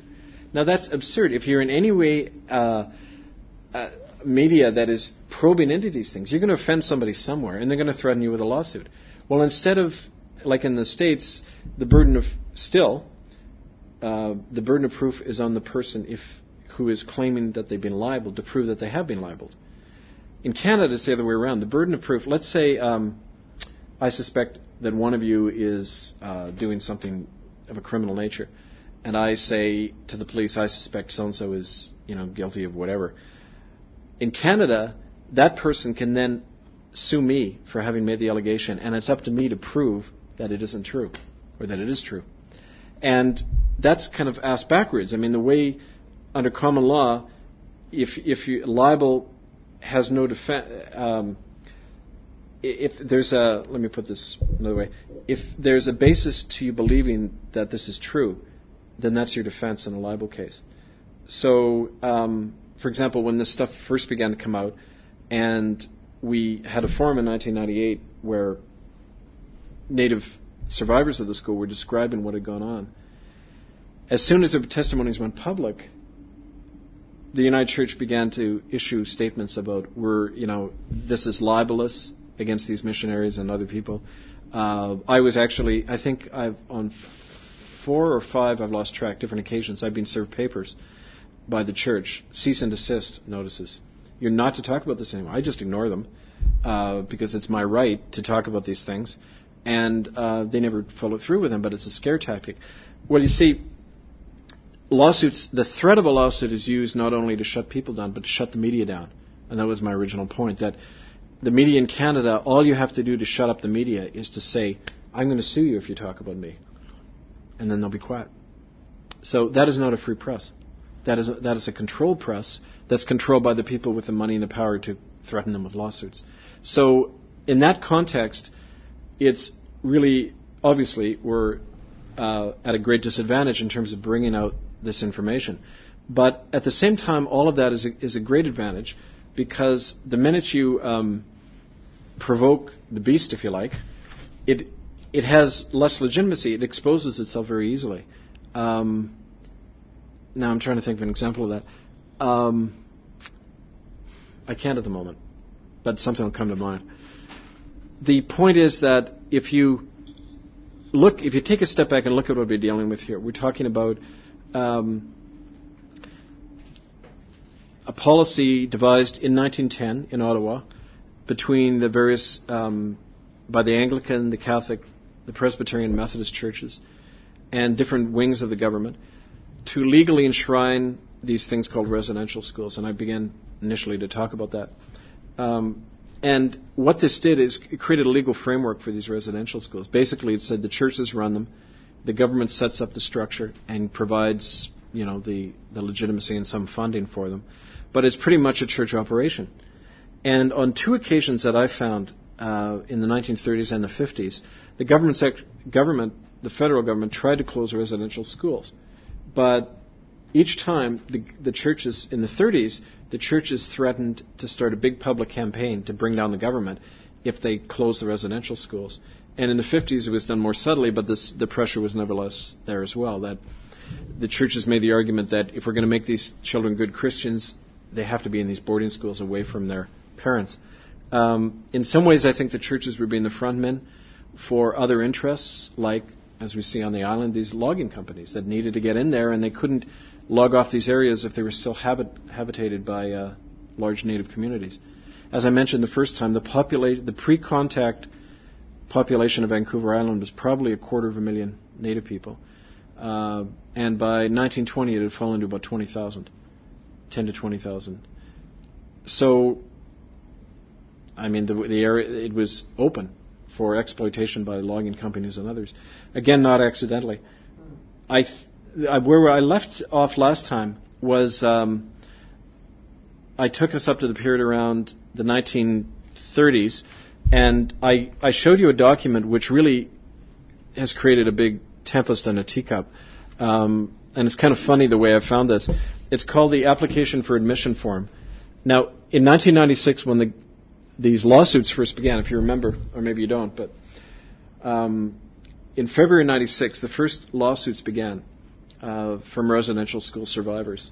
It was 15 Native men and women from Port Alberni, and they were suing the United Church and the federal government for assaults and other things done to them when they were children. The immediate reaction of the church was to say, the government ran the schools, it was their thing. They were saying, go to Ottawa, blame them. Ottawa was saying, no, the churches were running them. So they were doing this kind of mutual finger-pointing thing going on. And it was really funny because right in the middle of that, right when that debate was going on, I was in UBC Library one day. I was working on a PhD. That's after I'd been tossed out of the church. And it's funny because that same year, the Kerner Library at UBC had acquired all of these microfilms from the Indian Affairs Department where they showed the residential school records. And one of the things I found there one day, it was really amazing. I don't think it was accidental. I see this document staring out at me, and it's the application for admission form, which every native parent had to sign, and it signed away legal guardianship to the principal.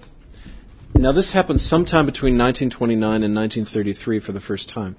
Now, up to then, if you remember from last time, the Indians were made legal wards of the state by the Indian Act in 1874. That means when you're a ward of the state, it means you're like a child or somebody who's mentally deficient. You can't act or speak for yourself. So all native people are wards of the state. They're considered children or mental patients under the law. So they need the state to act for them. They can't go to court. They can't open a bank account. They can't vote. They're totally dependent, which is what you have to do if you're going to remove the people from the land and exterminate them legally. Now, suddenly, in 1929, the government makes the churches their legal wards. Now, this makes no sense because the churches are in no position to act as the legal guardians of these children in the residential schools, perhaps, but the churches aren't in a position of acting as legal wards. They're not, established on the reserves. They're not in the same relationship as the government has with them. And yet, nevertheless...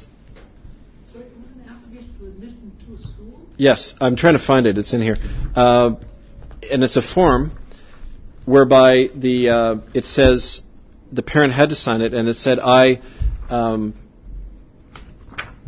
grant permission for my child to attend the school, and I make the principal the legal guardian under the supervision of the Ministry of Mines and Resources in Ottawa, which is Indians were under Mines and Resources significantly. To remain therein under the guardianship of the principal for such term as the Minister of Mines and Resources may deem proper. The parent had to sign it. If they didn't sign it, they'd go to jail. Under the law, they could go to jail or be fined $500, which was a tremendous amount back then. And so this form, I found this in the UBC library, and I held a press conference, and it was, I said, well, it's funny the churches are claiming they're not legally liable for the residential schools, because here they were the legal guardians. And it was so funny what happened. We held a press conference at the old United Church Conference office on 4th Avenue, and the CBC and all these media were there, and they were eating this up. This was great. It was significant. There was no story ever run about it, though. Like with a lot of these stories, it was blacked out. The reporters were enthusiastic about it, but the editors didn't let it into the press. But when we were there doing the press conference, I was being interviewed by the CBC. These two officials in the United Church came out, and they went through my briefcase, and they took out. I had this information, and when you look at, they didn't know that the whole thing was being filmed by Cable 4, so we have a film clip of this. And it's so funny what happened, because these two guys, they were the two fellows actually who had me tossed out of the church, the lawyer John Jessamine, who's the United Church lawyer in BC, and then Brian Thorpe, who is one of the chief executive officers of the church. These two top officials, they come out. Jessamine, the lawyer, very symbolically, he's kind of standing in the doorway telling the church guy what to do. Thorpe goes over and very hesitantly takes this document out of my briefcase and then hurries off into the building. And when somebody told me about it, that it happened, I couldn't believe it. That these guys would rip off my stuff in public. But I go into the church building, and there's Thorpe at the photocopying machine, photocopying all this stuff. And I say, Brian, I would like my stuff back. You took that out of my bag without my permission. I'd like it back. And it was so pathetic. I mean, he took it and he was trying to hide it. And he said, oh, no, I never did it. And then, like a little kid who's been caught, And finally, the lawyer comes forward and says, never mind, Brian, it doesn't matter. Just give them back to him. And so he returns these unstapled sheets to me. And I go, and this is going back to what I said earlier about the Crown Council laying charges and how politicized the whole process is in BC. I got the tape of the theft, and I got affidavits from people who saw it, and I went to the Crown Council downtown, and I said, I want to lay a charge against these people for stealing my stuff. And when he heard about it, he said, oh, well, I'll have to get back to you. It was 5 months. I pressured these people. I said, when are you going to investigate this? When are you going to make a decision? Finally, this guy, Garth Gibson, who's the Crown Counsel, said, I've decided it's not in the public interest to pursue this. Right? And I said, how is it not in the public interest? These are documents that are related to this very important issue happening now, showing that churches are legally liable. Church officials steal the documents, and I think it's an attempt by them to cover up this whole thing. So I wanted to lay charges. He refused. Now, in another province, the police could have proceeded independently, but in BC, they were shut down. The Attorney General at the time, it was Ujjal Dosanjh, and he's close friends with John Kishore, who was Aboriginal Affairs Minister when this land deal happened, and a United Church clergyman. And it was Kishore who kind of brokered the deal whereby the church got off the hook when the scandal broke that it had been selling off land to to Macmillan Bodell. So he was using his office to protect his church, and then his friend, the Attorney General, made sure that none of the charges were laid against these church officials who had ripped off my stuff. So, I mean, it shows you it's like a close little group operating. But the significant thing about this document Pardon me? Did you try to reject it? I was so encumbered with other stuff at the time, I didn't. And in fact, at the time, I didn't know that you could lay private information. And looking back, I should have. A private information, you can write out a statement and take it before a judge, and they have to hear it. They have to make some kind of ruling about it. So I should have. But what this document did, I took it to the lawyers for that group of men and women who were suing the United Church, and they used it in their court case. And as a result, after about 2 years, the court decision was that both the United Church and the federal government were equally liable. Now that was for what had gone on in the Alberni school. That was a really important landmark decision, because after that opened the floodgate to all the lawsuits. And in the course of about 3 years, it went from a few hundred, I think it's over 10,000 now, the lawsuits against the churches. So one document like that is very important. And in fact, it's important in another way too, because we often use this in healing circles. One of the issues that Native people deal with all the time is, the sadness and even hatred they have towards their parents for not having gotten them out of these terrible places. You often find that working with people where they can't forgive their parents. They say, well, why didn't they help me? Why didn't they get me out of there? And because within the family they don't talk about these things that happened to them, nobody ever knows what went on. So I remember in Nanaimo about 2 years ago, I was in the Longhouse there, and there was a group of these folks. They were in their 60s and 70s, and I got up and I said, well, they couldn't, according to this document, they couldn't come for you because they weren't your legal guardian anymore. And they didn't even know that.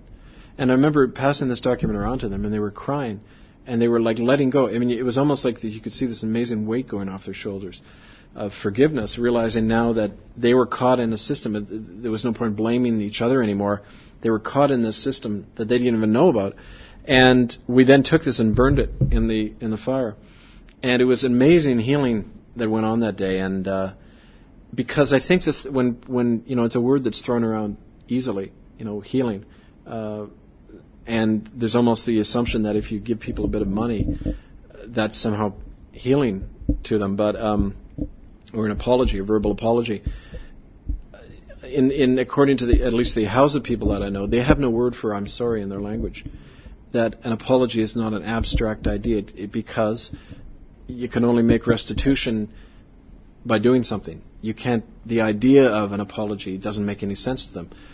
And so it's really ironic that the churches would be making these verbal apologies without even asking them first whether that has meaning to them, right? But in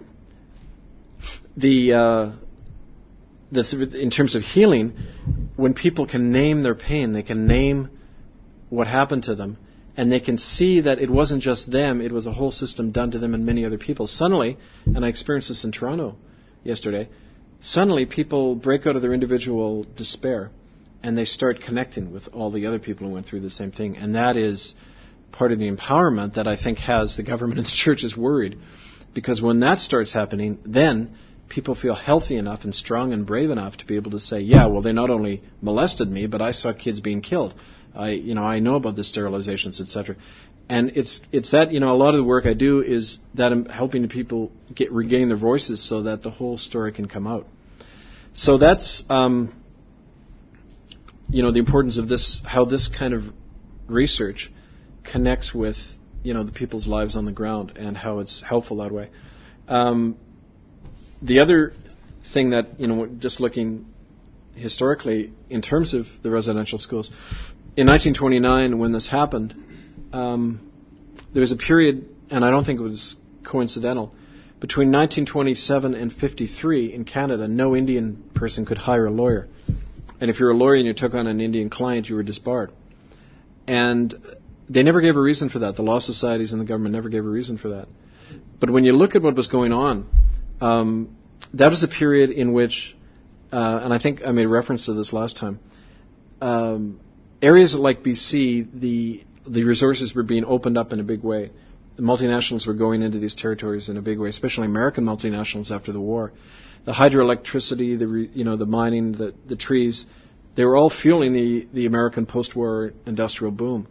And the land became very important politically, not just economically. And so there had to be a way to get these people off their land quick. And so you find in the 30s, the 40s, the 50s, the worst period of these atrocities going on. Most of the people that I talk to who have stories of the sterilizations, these pedophile rings that were operating, the other things, invariably they're in the 1940s and 50s. Now, that could be because of the sample of people involved and the age they are, but when you keep hearing these stories over and over coming from the same period, there was something in particular going on then. Because of that legal climate whereby there was no defense, people couldn't go to court, it meant that the only way people had to fight back was either hiding their children or burning the school down. And in fact, in the records in UBC, you find that again and again. An amazing number of residential schools were burned down on the coast. And so there was resistance. I mean, in fact, when I was in Alberta on the Blue Quills Reserve north of Edmonton, they told me that in 1970 what they did, the parents, they were sick and tired of this Catholic residential school and the abuse that had been going on. So one day they went in there, and when the Indian agent showed up, and I talked to one of the guys who did this. They got out a gun. He said it wasn't loaded. We just held up this empty gun to the head of the Indian agent, and they took this guy prisoner. And they said, you're not getting out of here until you call Ottawa and get these blankety-blank nuns and priests out of the school. And apparently, Chrétien was Aboriginal Affairs Minister then. He flew these parents out to Ottawa, and they negotiated the removal of the priests and nuns from that school. That had never happened anywhere else before. That was in 1970 in north of Edmonton. After that, you see in the next couple of years the same thing happening right across the country. Almost every residential school was either turned over to the bands or closed altogether. Now, sadly, a lot of the abuses continued even in the native-run schools, because when you do this to a generation or two of people, it's perpetuated. There's a group of people who went to the St. Mary's Catholic school in Mission. And one woman was describing how things got even worse after the band took it over. Because the guys running the school were, each one of them was a pedophile. And it was like a reign of terror. So it's not as if this is kind of like natives are the good guys, whites are the bad guys issue. The thing to realize that this whole climate affected both cultures. And that's part of the tragedy, and that's why even today there are some native chiefs who are doing their utmost to block this stuff because of their own personal implication in some of these crimes. But the general pattern is that by the 60s and 70s, the residential schools were getting phased out because they had done their job. I mean, the land was pretty much in the hands of white people. The reserves in Canada, on average, are tiny little parcels of land. They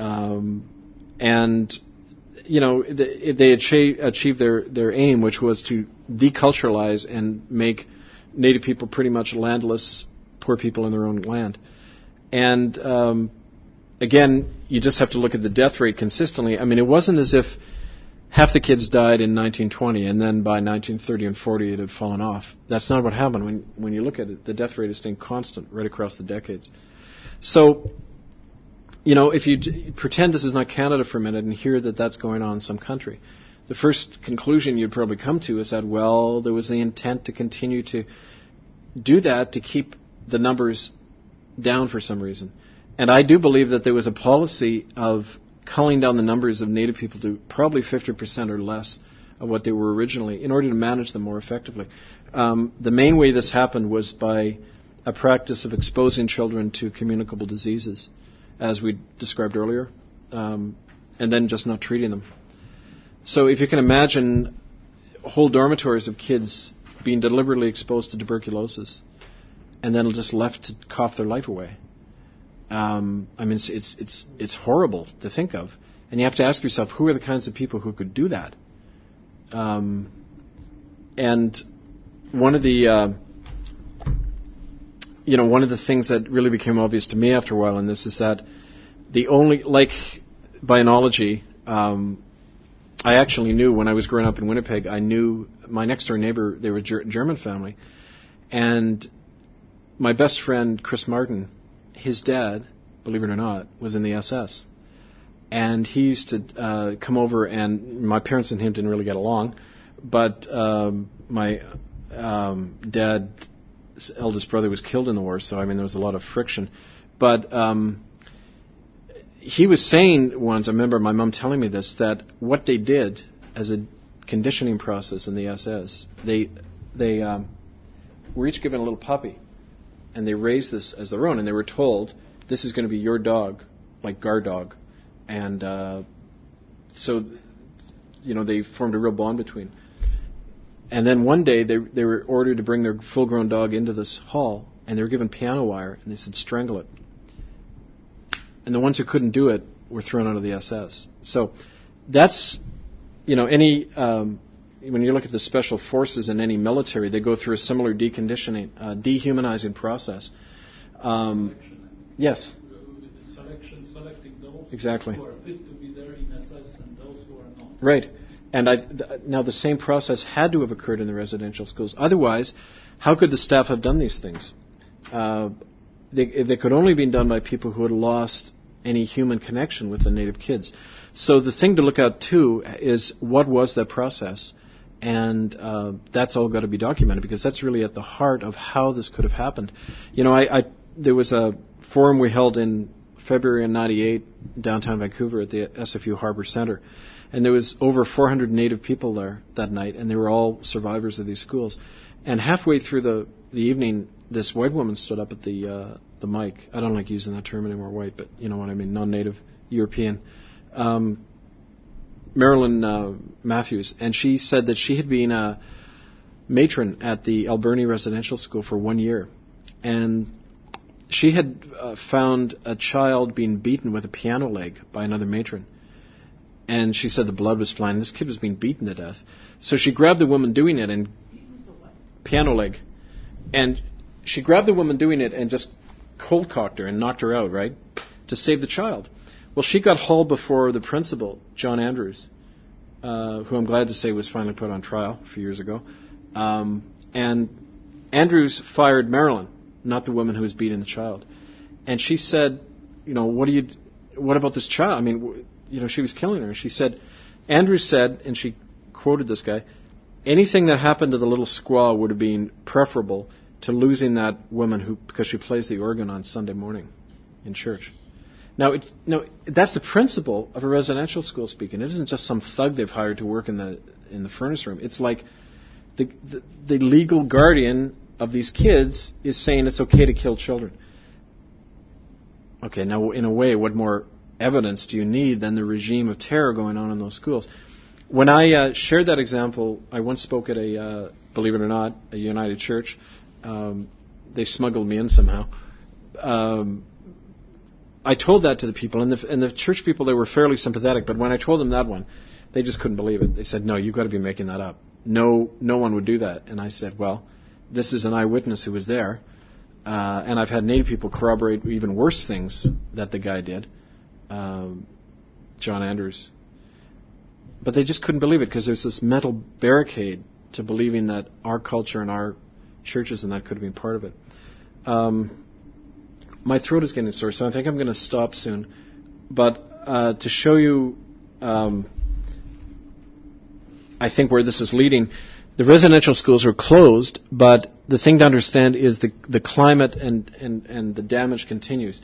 One of the way it continues is through the whole foster care system, not foster care, foster homes. In the area around Port Alberni now, about two-thirds of the children are still not living with their own parents. They're in white homes. So it's like the residential school has been privatized into white homes. And similar kinds of abuses and degradations go on in those situations. And